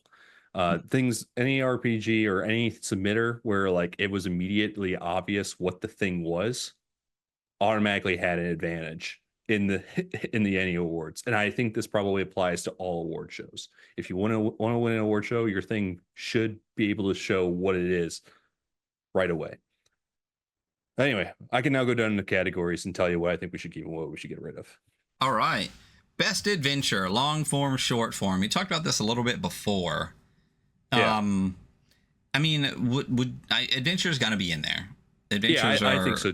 I think it's one of the pavers of the entire industry. It's obviously not as prominent as it used to be in many ways because there's some cultures that don't exist. But this is, I mean, the best adventure categories are kind of like, again, they're scratching at that bruise of the Ennies of being like, man, the broader this industry gets, the worse this category feels. But I do think it's really good categories to have still. How would you delineate it in a different way, or what would you do? No, I don't know. This one I've thought about a lot. I think this is really what this category makes me think of is like maybe the elf games, OSR, dungeon crawling, like game culture should just have their own award show. Like an OSR award show? Yeah, like an OSR award show. Which of the 20 different branches of the OSR is going to run the award show? Well, so here's the thing about award shows too that's really important about them. And this is specifically comes from both knowledge of how it works in movies and in design and advertising. One thing that award shows also do is they codify who is the thing and who isn't the thing. So if you had an OSR award show that was run by people who fucking hate Nazis, they get to go and basically tell the world and set in stone, they are not in this. They can claim they are, but they're not in the award show for the category. So are they really? Like, that's kind of part of like the setting the culture and driving the culture. Like, if an award show is, it codifies and sets in stone certain like norms or expectations of a category or a genre, which is why like it has its negative off effects too. Like, that's why like Oscar bait is like a category in and of itself, because the Oscars have established that like real drama is going to be this period piece about, racism and a white woman doing something cool. So yeah, it's not good and it's not great, and it's not bad at the same time. Yeah, but then you're gonna get, I mean, but this goes back to the thing though, like it goes back to the judges thing of like, if you're gonna have like judges that everyone knows, well, you're gonna probably need judges that are of certain play culture. So like it would, if I was only an OSR person and not also a story game, lyric game freak that I am, I think I would want all the judges to be from so broadly from the category I am in, even the ones where I would be like, I don't know if they're part of me, but certainly they're close. I think a lot of people would probably want that. It's funny. I feel like we're so similar in so many things, but you're like a story lyric game person, and I'm very much like more in the OSR sphere, especially like however far from lyric game I can get. Which I just think is really interesting that we have so many similar opinions, and yet what we want in games is somehow presented differently. Here's the thing with OSR stuff. I probably would only want to make that. If I was making games, I would only make, fantasy sci-fi stuff. I wouldn't be making like a game about any of the stuff that most story games are about. I mean, the problem too, though, is depending on who gets to pick. I mean, I saw a recent OSR panel, and I'm not gonna name names. We'll end on this. Shadow Dark's not OSR.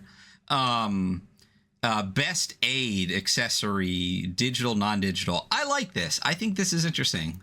Yeah, I think it's interesting. It's interesting too that some of these categories are more competitive than others, and some years are not competitive at all. So I think this is I like these two categories, and I also like that by having them exist, it kind of encourages more people to make them. Yeah, which I think is great. I mean, things like the Mothership Companion app is great. It's great. Yeah, I was so happy that Dungeon Scrawl got something, because I love Dungeon Scrawl. I think it's an incredible resource. I run entire games in Dungeon Scrawl because I can just literally build the map as I play instead of having to like hide it. And then you can just drag tokens in from the side to do a whole thing. I mean, a lot of these are really, really incredible resources. And it's really interesting the difference between the digital versions and the non-digital versions, because the digital ones are pretty much all like, this is going to help you play a game. And the non-digital ones are, for the most part, these are parts of games. When you look at like, the 10 Candles one or the Monty Python one and things like that, it's more of like, this is an add-on to a game that exists, as opposed to that. I mean, besides some other shit. It's like almost like it's making a deluxe version of the experience, as opposed to like making the core experience better. I could see that for sure. Certainly the 10 Candles tea light thing is that, right, where it's like, let's add a little deluxe little flair onto the deluxe tea light. I mean, whatever. Yeah. I like 10 Candles. I don't know what the tea light collection is, but it's whatever. It's scented candles that are themed around certain 10 Candles scenarios. So like some of them smell like campfire smoke and things like that, and then whatever the setting thing is. That's definitely the accessory part of the best aid and accessory. I wouldn't mind this, instead of going digital and non-digital, having a best aid and a best accessory one, because the difference between something like Dungeon Scrawl and something like scented tea lights is massive to me. But it is what it is. Obviously I would have to think on that one. I don't know. Yeah, I mean, interesting idea. Yeah. There's just a big difference between the thing that helps you and the thing that, just like you said, is just like a little bit of a deluxe bonus for you, a thing that smells nice. But I think both are valid. I mean, I used to burn fucking scented candles. I had my cantrip candles and stuff. I loved being like, all right, we're in a dungeon tonight. Let's light the dungeon candle. Best cover art. I mean, and best interior art too. I think you have to have these. I mean, I wouldn't want to get rid of them. I mean, best cartography, we're basically saying like, here's the art awards, and artists are a massive part of the ttrpg community. Art sells books, and let's be 100% honest, cover art sells books. I have bought a lot of games that are bad, but they had beautiful cover art, and I bought them. Well, and some people will be like, oh, the cover doesn't matter, and it's like, then why do they exist? No, couldn't be farther. They matter. It couldn't be further from the fucking truth. If you have any budget whatsoever, do a cover art. That's it, and you're going to sell more games. Yeah. Yes, exactly. And you can't amputate cover from the thing, because it's part of the thing. Like I think looking at games and products and things more holistically, you find out that everything is more essential than some people would want you to believe. I got a tiny note that's actually has nothing to do with these two categories. It has to do with the fact that, and this is a little bit of a complaint. Like if I could change something, if I could, do it right now, I would just change the way some of these categories are written. Like you describe it as best cover art, but it's not best cover art. It's best art, cover, best art, interior. I would just I would spell it and write it as it is said colloquially. And I think there's just something about that. It's like clean. Like instead of saying best aid slash accessory dash non dash digital, I would just say best, if I was going to keep that category, best non-digital aid or accessory. Yeah. I mean, there's no reason to basically write it in such a way so it stays in alphabetical order versus just saying it's just if it, we say this all the time about games. If a thing is a thing, just call it a thing. Like you don't have to come up with new ways to say the thing. If it's hit points, just call it fucking hit points. Like you know, and the other thing, and another thing too is why is it doesn't have to be alphabetical. In fact, it probably shouldn't be alphabetical. I would not put these things alphabetical. Product of the year is not alphabetical. Yeah, alphabetical. Exactly. Yeah, right. Yeah. So but you're right. I completely agree. It shouldn't be best art cover. It should just be best cover art, best interior art. The thing about the best art categories and best cartography category is that they're showing how the Ennie Awards are in a really weird spot of being both a People's Choice Awards and also behaving a lot like a craft industry award. Mm-hmm. Because if you go to industry awards, this is I'm going to use a comparison. People always talk about how in the Academy Awards, how the production side of the award show gets less and less screen time at the award show, like best cinematographer, best like wardrobe. Like they're always like, it seems like they're always trying to get rid of one of those, best special effects, things like that, best sound design. And that's because the Academy Awards in many ways are moving more towards a broad audience. They're moving away from being an industry award, because an industry award would care more about those things. Yeah. So it's kind of a weird category, because it is like clearly like something that if the judges were all like experts in their field, this category makes a lot of sense. But because it's, generally people who don't have an opinion on art besides whether or not they like it or not, it becomes a weird category. So there's things that are going to be in these categories that any category that leans craft, I think you'll notice that there are things where you're like, well, why did that get in there? And the answer is because through the process of trying to come with nominations, some judges who don't have an opinion really strongly on the category, but have an opinion on what should win, get nominations in there. One weird thing about best cartography, I interpret cartography in a completely different way than I think probably most people do. And I think that probably led to a lot of people being unsatisfied with cartography. I thought of cartography in a more holistic fashion of like, it's not just the art. It is the art, usability, and how it plays into the overall experience of the game, like play, tone, theme, what have you. So like Pendragon, map of King Arthur's Britain, if you've seen it in real life, you know exactly why it won. It's a gorgeous looking map. It's really well made. It feels like it's like really sets tone. But then like if you look at like say Wonderland, a fantasy role-playing setting, that map is all about like experimental functionality. It's a Tetramino style map that shifts, and it's got all these like different parts and pieces, and you move it around, and it's playing into the Wonderland aspect, because the whole idea of like Alice in Wonderland is that when she goes into it, it's like a non-Euclidean space that's constantly morphing.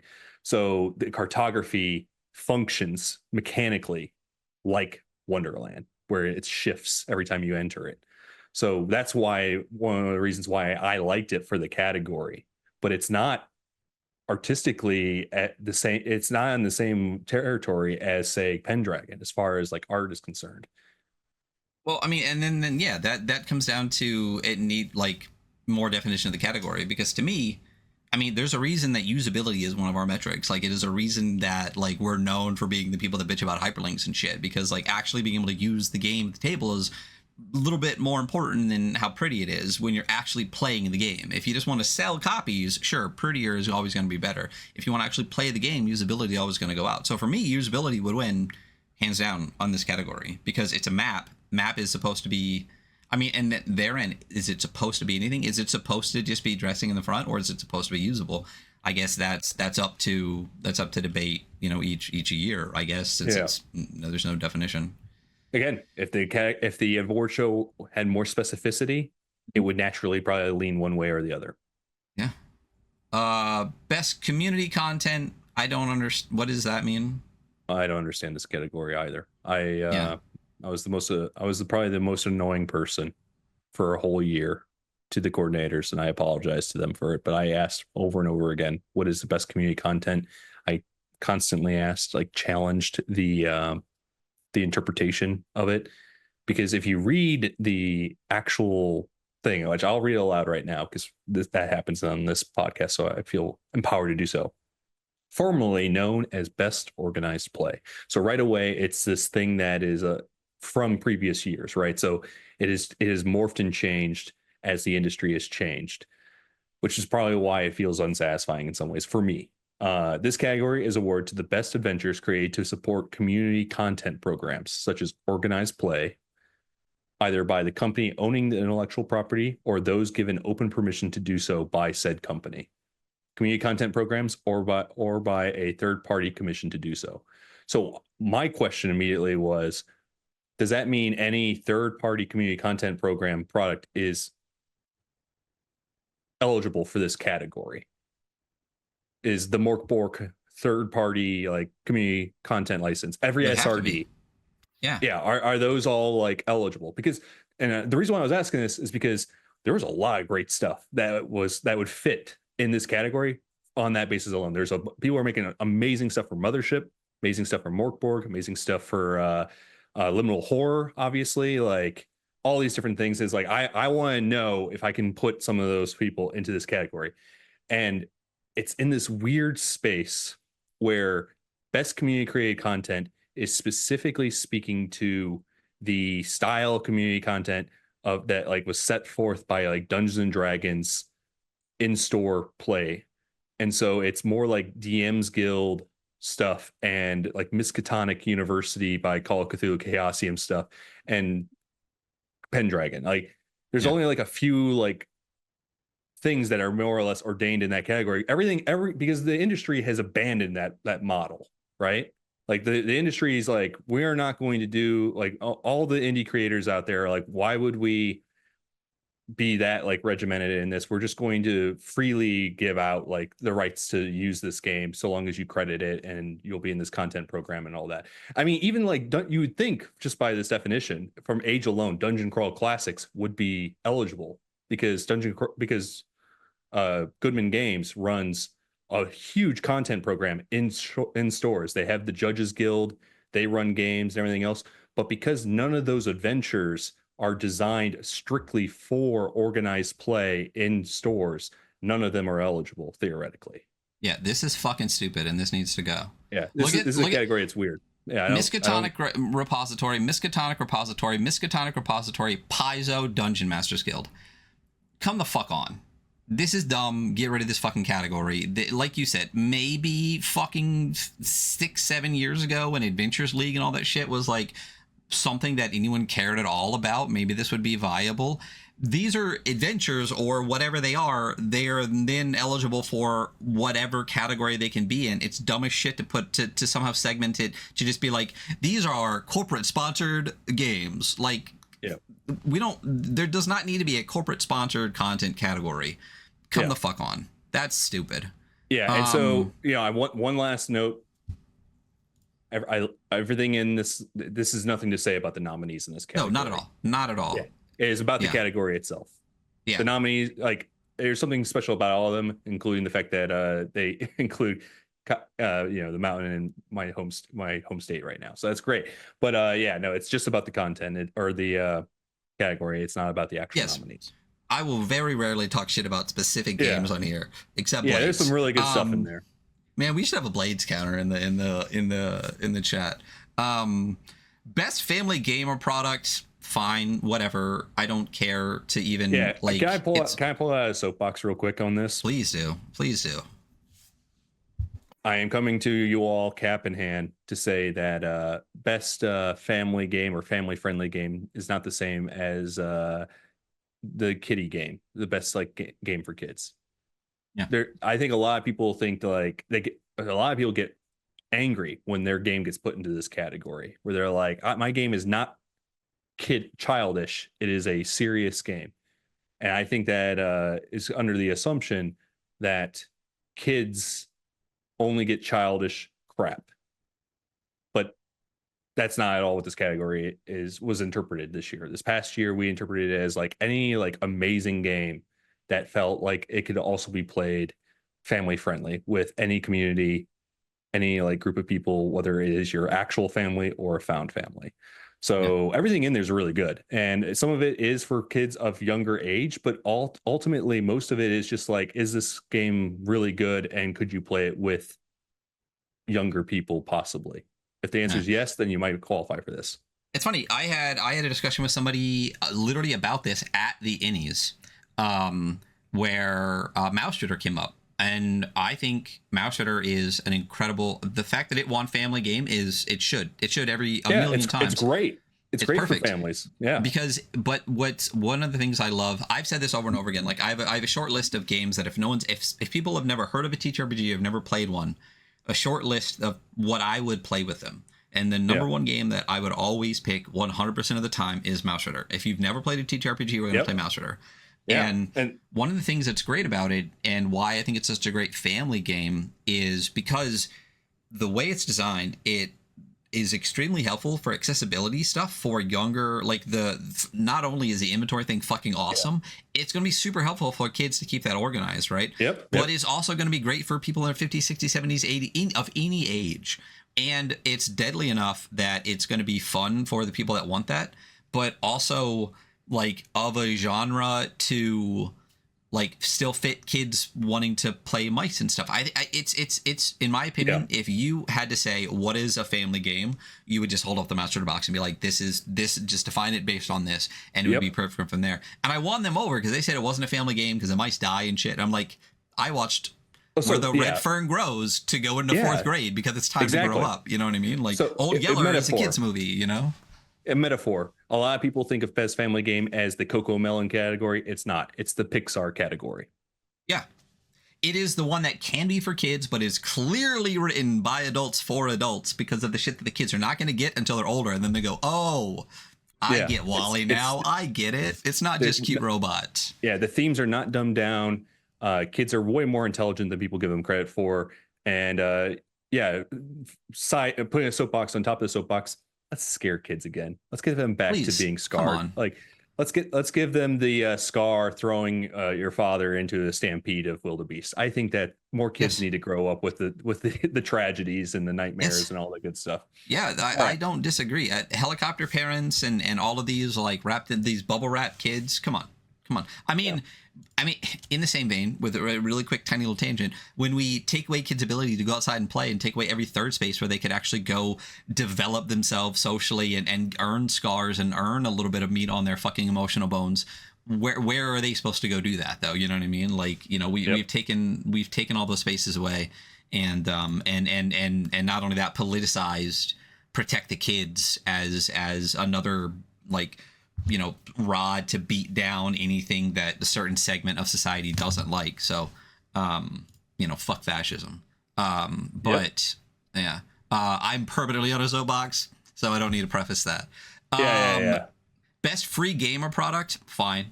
Like, I don't understand why it necessarily, like, I mean, I'm of a mind that all PDFs should be free, but, you know, I don't really... like, okay, fine, whatever. I think this is just a category, in my opinion, that's kind of unnecessary. It's an adventure just like everything else is, right? Yeah, it doesn't have to be an adventure. It can be a game. Or it's a supplement, it's a product, it's whatever, yeah. Right, yeah. Ultimately, when I was judge, I was happy to have any category that allowed me to spread the love around.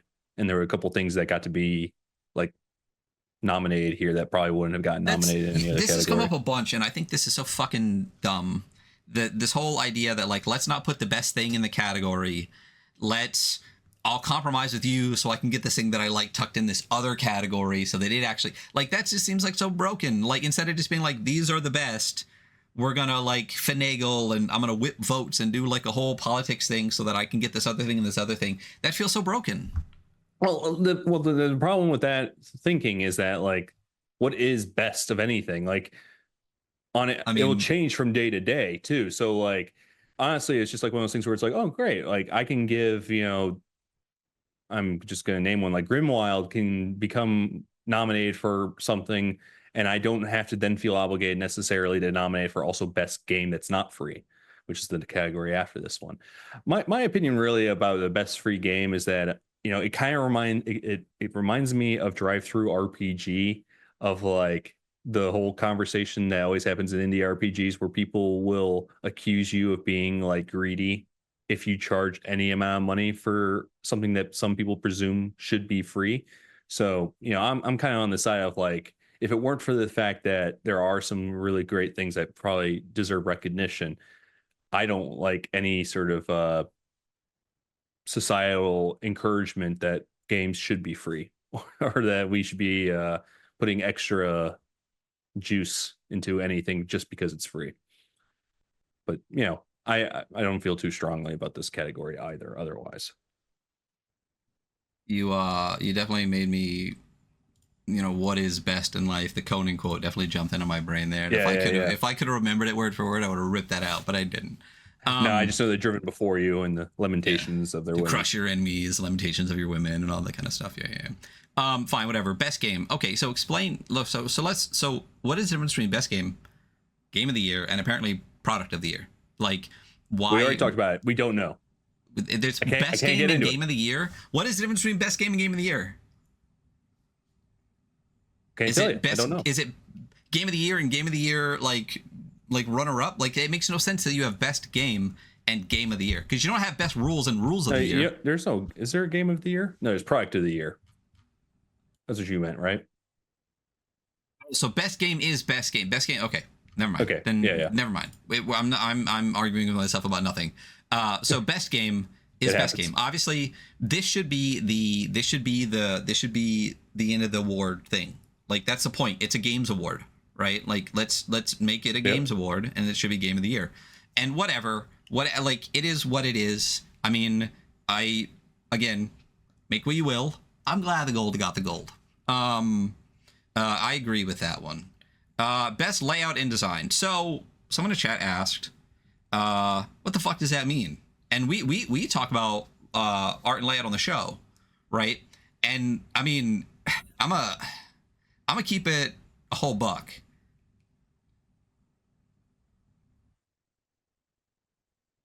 Mythic Bastionland's layout is not good. I think its art is fantastic, but I think its layout is not good. The first thing I thought when I got the PDF was, damn, should have hired a layout artist.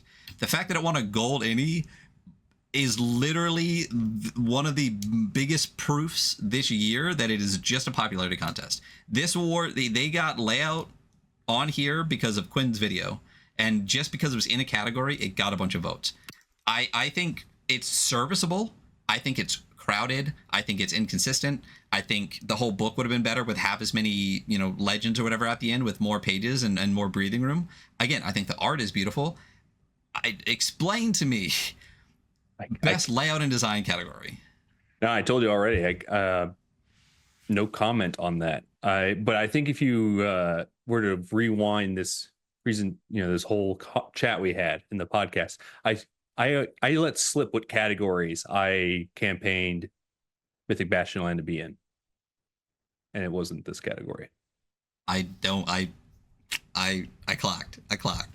You know, we'll move on from there. This has to be here. Layout, both layout and design are, again, just as intrinsic to TTRPGs as art is. You can't not have this. It's one of the weird categories in that it is one of the most RPG categories of all time. Like, there's no other, like, even in design and advertising, like, there's not a layout category at most award shows. Like, there's other ones for like best, you know, graphic design, best print product, whatever, but there's never like a best layout thing. Layout is like a specific obsession within RPGs, justifiably so, because information architecture takes a outsized role in the entire experience and whatnot. So I personally wish that more people would view their TTRPGs as the instruction manuals that they are. But again, I come from a different side than the lyric and the story and whatever stuff. Also, the another thing we can talk about here is, first off, Actually, I got a bunch of things I want to talk. See, this is why it's so hard to write the postmortem, because I want to say 1,000 things You can about just everything. run this back and You just be can't do like, it all in right, that was a category. good one. Yeah. That was a bad one. Yeah. So, the first thing that's challenging about best layout and design is that it really does. You really hope the judges know anything about those categories, those things. And if they're coming from D&D 5, they don't. That's just simply put. Like, D&D does not have, like, it has good art direction, but it doesn't have good, like, quote unquote design. And I say good art direction in a very, like, technical sense. Let's not talk about, like, the rest of it, right? I don't like it, but whatever. So that's the first thing I want to say about best layout and design. So it's already kind of like a really challenging category that will almost always disappoint everybody every year, especially previous years when I wasn't on there, because I am the known layout freak. The other thing is, you said earlier, like, you want games to be rule books. I think there are some arguments that can be made depending on what culture you're in about how true that needs to be. But I will say one thing, that when and this is not necessarily saying you should design your game like this, but if you're submitting your game to the Ennie Awards, this will come up. We read 1,000 entries. I've read something like 20 games, sometimes a day, for a whole year, basically. And there are your nobody's setting was as unique as they thought their setting was, and their lore was never as unique as they think their lore is. So there were multiple instances while judging where it's like, okay, great, you've told me what the setting is, you've told me what the lore is, I know the story, I know the themes, I know the tone, I know all of that stuff. 100 pages in, what are the rules? I've been wanting to know what the rules are, because at the end of the day, as you said before, what your system does is what your game is. And a lot of the entries in the and this is just natural, this doesn't even have to do with the Ennie Awards, this could just be any award show and just RPGs in general. A lot of games will say they're one thing, and then their rules are just 5th edition rules, and they have basically nothing to do at all with the thing that was promised. They just toss on like a torch timer and call it something new.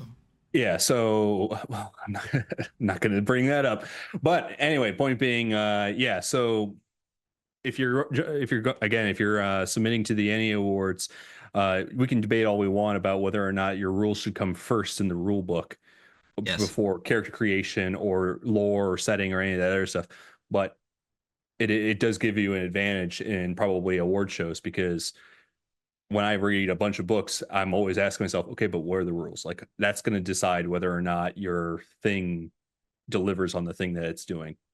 So we have come to a consensus here on the show that the best way to put in our opinion, the best way to put a book together is to start with the most basic rules of the system. So tell me what the game is, tell me the basic resolution mechanic and the goals the characters have, and then do character creation, and then do all of the rest of the rules that people need to go, because that's just, in our opinion, that has come to be the best one. If you just do character creation first, you're going to have people reading through it, not understanding. If you just do all the rules first, you're going to have a lot of stuff before they understand, like, why they're using it. So to kind of give you a brief, then the characters, then the rest of the rules, in our opinion, is the best way to do it. I don't remember why we got on that tangent. No, that's the takeaway. Yeah. Yeah. All right. Best monster adversary, fucking pointless. Do we even need to talk about this? It's in a fucking supplement. Just nominate the supplement. Get rid of that shit. That's terrible. Yeah, it's not my favorite category. Best online content. What the fuck does that mean? It means blogs. Generally. Best blogs. Generally best blogs. Of course, it's blogs and, like, other, which is why a one-page RPG jam is also in there. Then that's pointless. We'll skip around a little bit here. This goes back to the thing of, like, and we talked about it briefly, but I think the Ennie Awards, and again, this is just my opinion, I think the Ennie Awards would make its life a lot easier, and it would be a lot more focused if it just bowed out. It ceded the desire to try and judge online content, streamers, content creators. Get rid of all of that. Like, don't even get me started on the current blogosphere or any aspect of APs, because I don't want to piss everyone. Actually, I don't give a fuck, but I'm not going to talk about it here. Why best blogs for what? Because we've already said repeatedly, this is not an indie award show. It's never going to be. It's always going to be a big bucks game show that occasionally awards indie people. You're not getting a lot of like 5e blogs. You know what I mean? That's for YouTube. That's for, you know, the clicks and the bait and all that kind of stuff. But you're not getting a ton of like 5e blogs. Most of these people, things like Playful Void or Prismatic Wasteland, they're indie blogs. Why is it an award that is clearly not an indie award show? This is basically feels like it's tossing crumbs, and it's pointless. Get rid of that. I couldn't agree more. Let's jump down real quick to some of the other stuff. Best streaming content, get rid of that. I don't care. Like, if the APs want to be as professional as they want to be, create your own award show. There's already like web fests and all kinds of shit like that. It doesn't need to be at the Ennies. It's pointless. Is that so? Those two, in my opinion, toss them. Literally, the other issue with that too is how obviously slowly this thing adapts to the current sphere, right? Like we still have the community content, aka the fucking DMs Guild Award, right? The online space is going to rapidly every year change and change and change, whether it's blogs or APs or that. You're never gonna keep up, so you're always gonna look ridiculous trying to reward those kind of things, like especially in 2 categories that only have 5 nominations each, and you're trying to cover the entire internet of like basically like opinion. Those are ridiculous categories. And performance, ridiculous. Get rid of them, toss them, don't even bother with them at all. Well, and I think one way of putting it too is like, if you are a content creator, if you're a blogger, you are being, I don't think you're getting the award show you deserve by having it rolled into the Ennie Awards. I think it should be its own thing. Like you should have, the webbies. Yeah. There's the bloggies. Yeah. I'm about to run that. So be nice to me. But yeah, no, it's all right. I don't think you're going to be. But yeah, no. So, you know, it's just one of those things where it's not equipped to cover that community, those communities at all. Not well enough. And I had to make sure my dog was all right.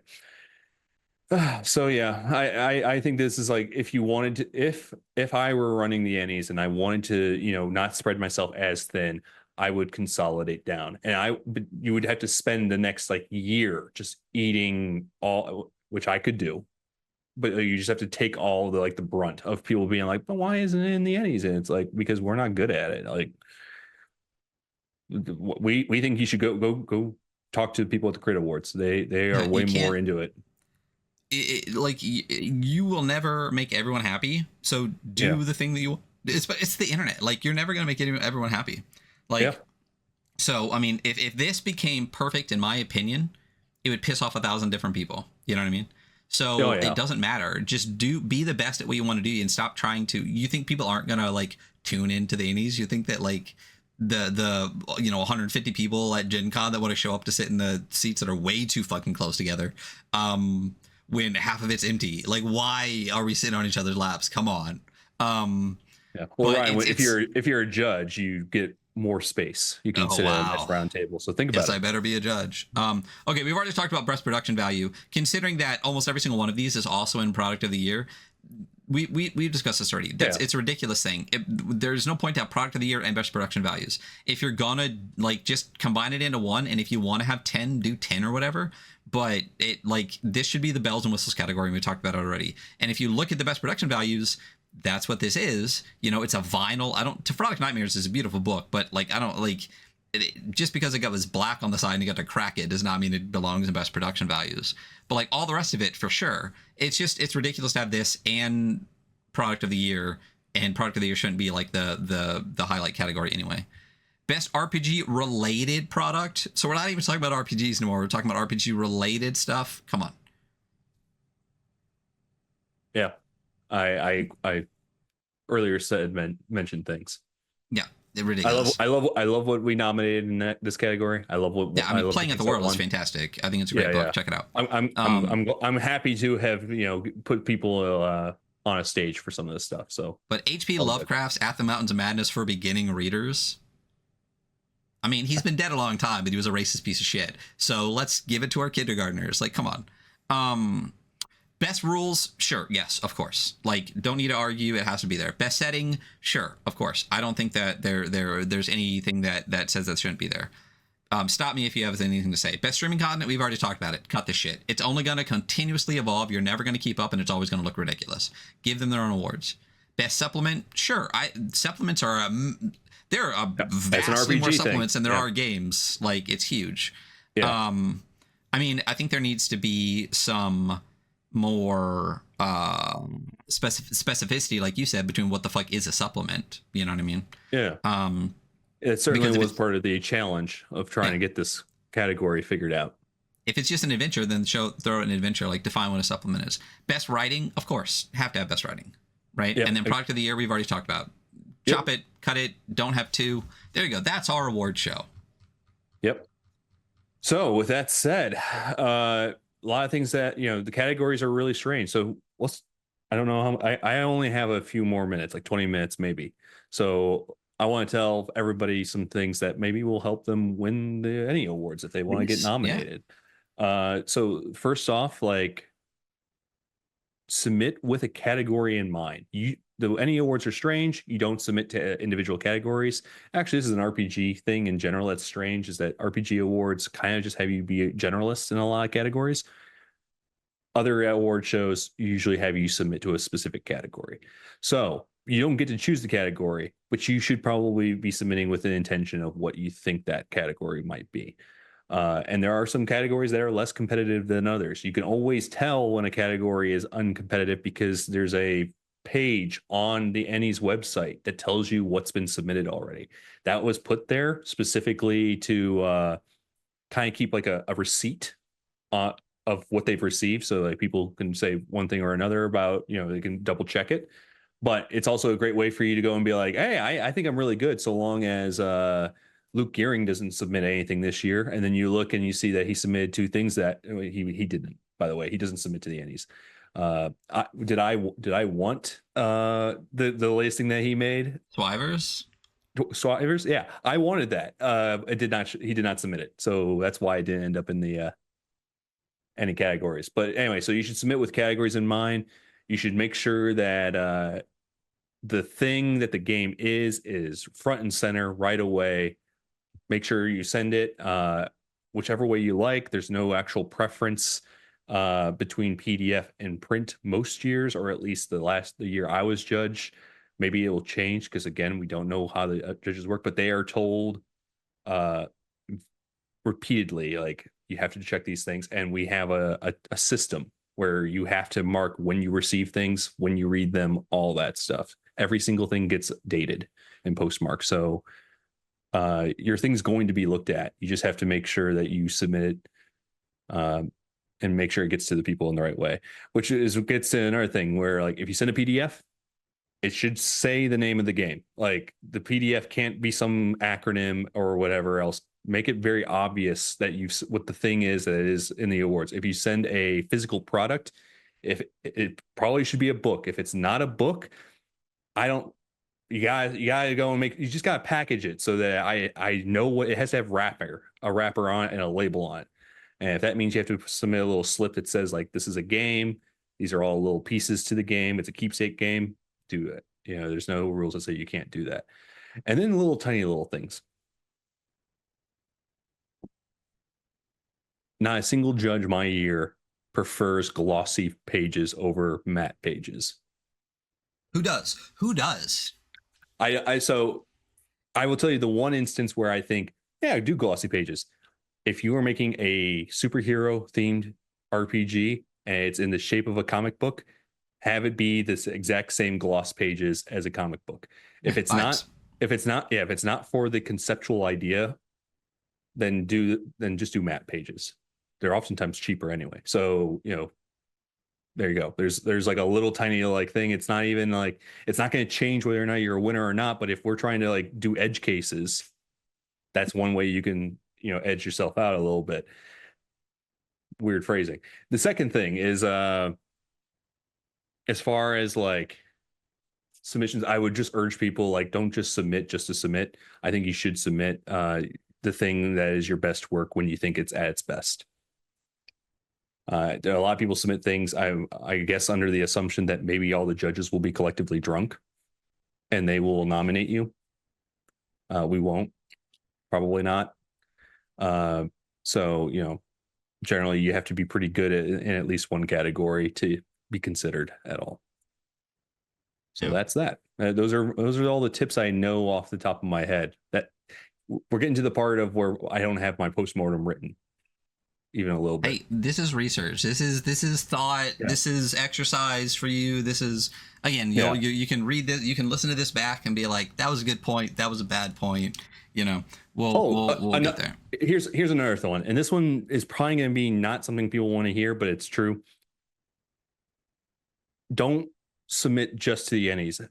Honestly, the ideal scenario is that you submit sometime in the middle of the submission window around January, and you should have probably already like sent the game to every YouTuber you know, every podcast, every friend, every fellow designer weeks before you ever submit to the Ennies. Play the ground game. This is a People's Choice Awards.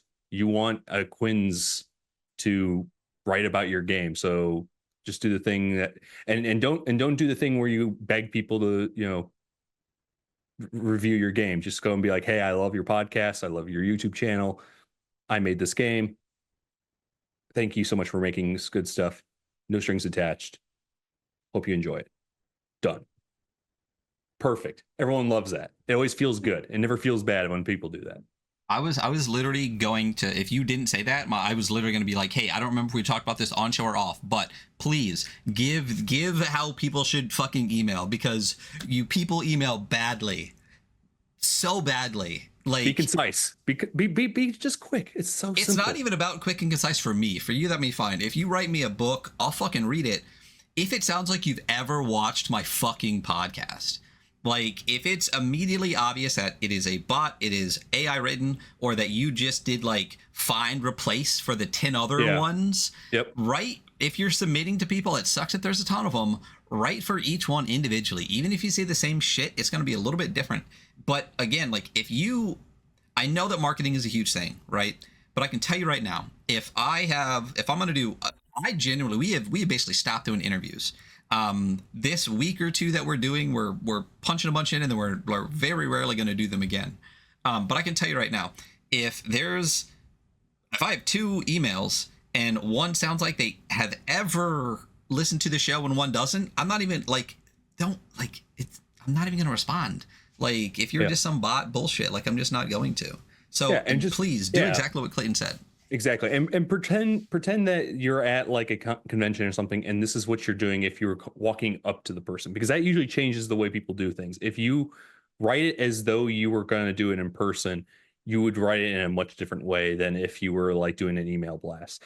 And I think another way of looking at this is, a lot of people feel icky about this. They're like, oh, it's marketing. It's not marketing. If you do it this way, it's just called mutualism. It's called community. Like, I watch your thing, I think it's really great, I made this thing, thank you for being whatever. That is not marketing in the way that people think marketing, because marketing is purely transactional. But this is like under the assumption that maybe there will be no back and forth. And now I have never stepped off the soapbox. There's this thing that's talked about in indies of like, oh, we're all just passing the $10 around, the same $20 bill. That's called an economy.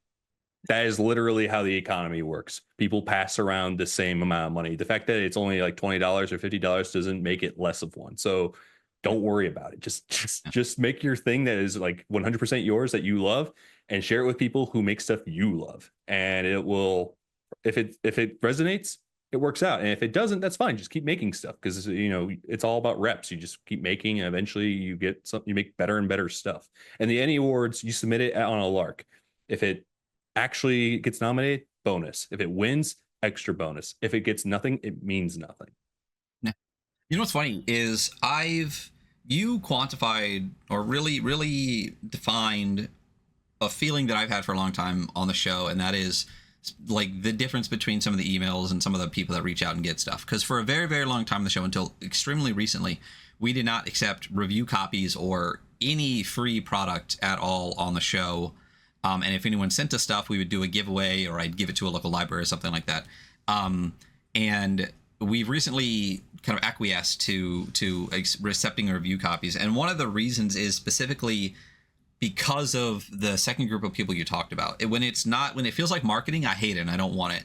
When it feels like mutualism, when it feels like someone saying, hey, I like what you do, like that's really cool, I want to give you my game, maybe you'll like it, but it's kind of like for you, I think you might like it.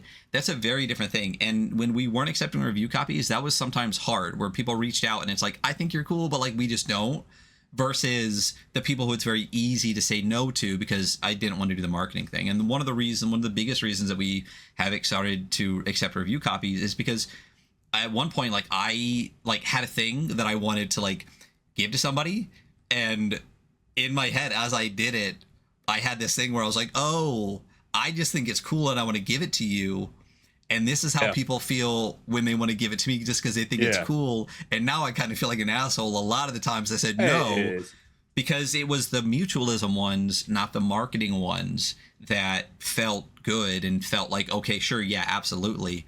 And that those kind of people are the people that we have decided to start accepting review copies, like in general, for, because we do want relationships with those people, instead of being like, basically fuck off, and versus the marketing one. So I appreciate you defining that a little bit more, because that's how I felt, but it's nice the way that you worded it.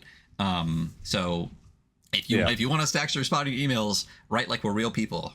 Write like real people. Just be a person, because at the end of the day, that's what people want to talk to anyway. They don't want to talk to a corporation or company. I think it should. If people are going to look at my stuff, Explorers Design, which is all about teaching like design and a little bit about teaching the business of RPGs a little bit, and branding and marketing, there's a little bit of that in there, in the DNA. There's a reason why, despite that, all my social stuff is not my logo, even though I have all the branding materials around. I still keep a face as my profile picture on everything I do, because I want people to talk to me like a person. I don't want to run a talk as a company to people talking to a company, because I already do that at my day job. It's funny. We don't have a person as a picture, because there's two of us, but that is the reason we have both of our pictures as like the pinned on any of the things that we can pin, is for that exact reason. And this goes back to the thing I don't know if we talked about it on the stream or if it was in the before that, but like you get to you choose your own adventure.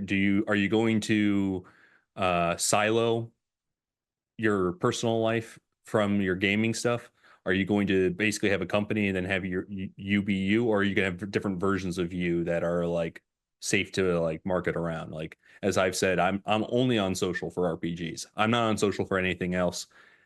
Occasionally I'll say something negative about a cop or something on my Blue Sky, but that's just to go and like remind any possible fascists that don't follow me. Right? You just gotta drop one out. Yeah. Every now. So anyway, with that said, thank you so much for having me on the podcast. I'm a long time listener, first time caller. Appreciate it. It's one of those things. So like, I'll never believe that anyone listens to it, but it's always nice to hear, especially from, again, someone who, God, I'm glad you're so cool. Like, the number of people in the ttrpg space, like, it's very much this mixed bag of like, don't meet your heroes, because I've met some incredibly awesome people, and I've met some people that fucking suck in this space. And whenever I can meet someone who I really like and respect, before I meet them, and then they are as good as that or better, is really, really fantastic. And you are clearly in that camp. I can already tell that you were as equally shell-shocked as I was then at Gen Con. I'm not sure if you've been to Gen Con multiple years. This is my first Gen one, Con. probably my last one, yeah. Yeah, same here, probably my last one. And there are so many designers where I was like, oh man, not only are you awesome, just as awesome as you were online, you're also a sweetheart. Like there's a lot of sweethearts in the space, and a lot of them are weirdly over 6 foot tall. There's a lot of tall These tall, motherfuckers. giants. Yeah. I said this already. People like you, fucking Will Yobst. I mean, all the Swedes. They're all fucking a million feet tall. Yeah, the Swedes are always tall. Yeah. It's funny because in the pictures they look more goblin-esque, and they're not even. No, a they're bit. just scrawny. They're gangly. They're slender men. Yeah. But is this the part where we do pluggables? Yes, I was just going to say, is there Explorers Design? Where can people find it? What can people find there? Give the whole spiel, and then we'll get on out. Yeah, all right. So I'm going to say real quickly, my pluggable is explorersdesign.com, www.explorersdesign.com.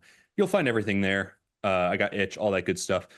I actually want to plug other people. I feel like we need more people. Whoa, I don't know if that's terms of service, but I guess we can. Okay.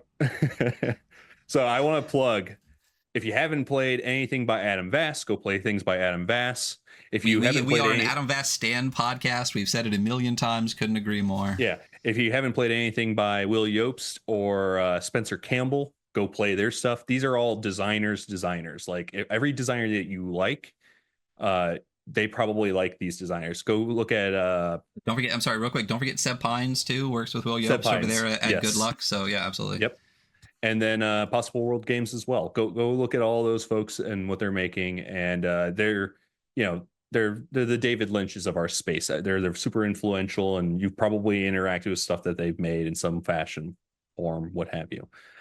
So yeah, I just want to plug them because why not plug them as often as possible? And then I'm omitting like dozens of other people, but you'll see them on my website. I talk about just about everybody at some point. I'm going to talk about a lot more of them now that I can because I'm not a judge in the Ennies. There you go. Yeah, we gotta get Will on the show at some point. I think we've had everyone on the show that you just named, except for Will and Seb. So we're gonna have to get Good Luck on the show. Yeah, that'd be great. Sooner than later. Maybe they gave me a copy of Plasmatics at Gen Con, so I'm sure they would come on for it to I'm talk about psyched that. for Plasmatics. I got a copy of Plasmatics as well. And this is the part where I mock the viewers because they probably don't have a copy of Plasmatics. They don't, but we do. But we do. So it's great. Yeah. You should be excited for it. I want to make adventures for it or do something for it. I don't know what, but it's really cool. Yeah, it's very cool. Thank you for plugging other people. We will continue to plug Clayton here on the show. And we will definitely have you back for the full Monty with me and Hunter. We can talk about anything going forward. We'll figure it out. Yeah, we'll figure something out. That's how we do it on the show, though. Is what like we're trying to stop doing interviews, and then we meet cool people that we have to talk to, and then once we talk to you once, you got to come on again. So that's how it's going to be. But I like we'll make sure. So it's all right. Yeah. Well, thanks. You know why we don't do interviews? 3 seconds. It's the dance of death around scheduling that just burns me out so bad, because between me and Hunter, even just getting one episode a week between us is tough with night shift and everything. At least he's in the same time zone as me now, which is great. But the East Coast people trying to be like, how does 10 a.m. on a Wednesday work for you? It's rough. But I'm trying to remember which one I just listened to that you guys had. Oh yeah, Kobayashi. I like that one. Yeah, Kobayashi is incredible. I'm not even done with it yet. I was listening to it this morning. Well, you'll get Logan Dean. You'll get Logan Dean next. Yeah, go back into the your favorite app and listen to that episode. Whatever. I was going to say something and I stumbled all over it. Oh well. You're whatever. plugging us on our show, which is great. Yeah. But yeah. Again, Clayton, thank you so much for being here again. You're going to be here in the future. We'll make sure all the ways you can reach Clayton are down below where the internet puts things. And thanks. Seriously, that was thank you. Almost a 3-hour talk, and it's been a long time since we did an episode that long. So it was great. Yeah. Awesome. Cool. Thank you so much. All right. We'll catch y'all later, everybody. Bye.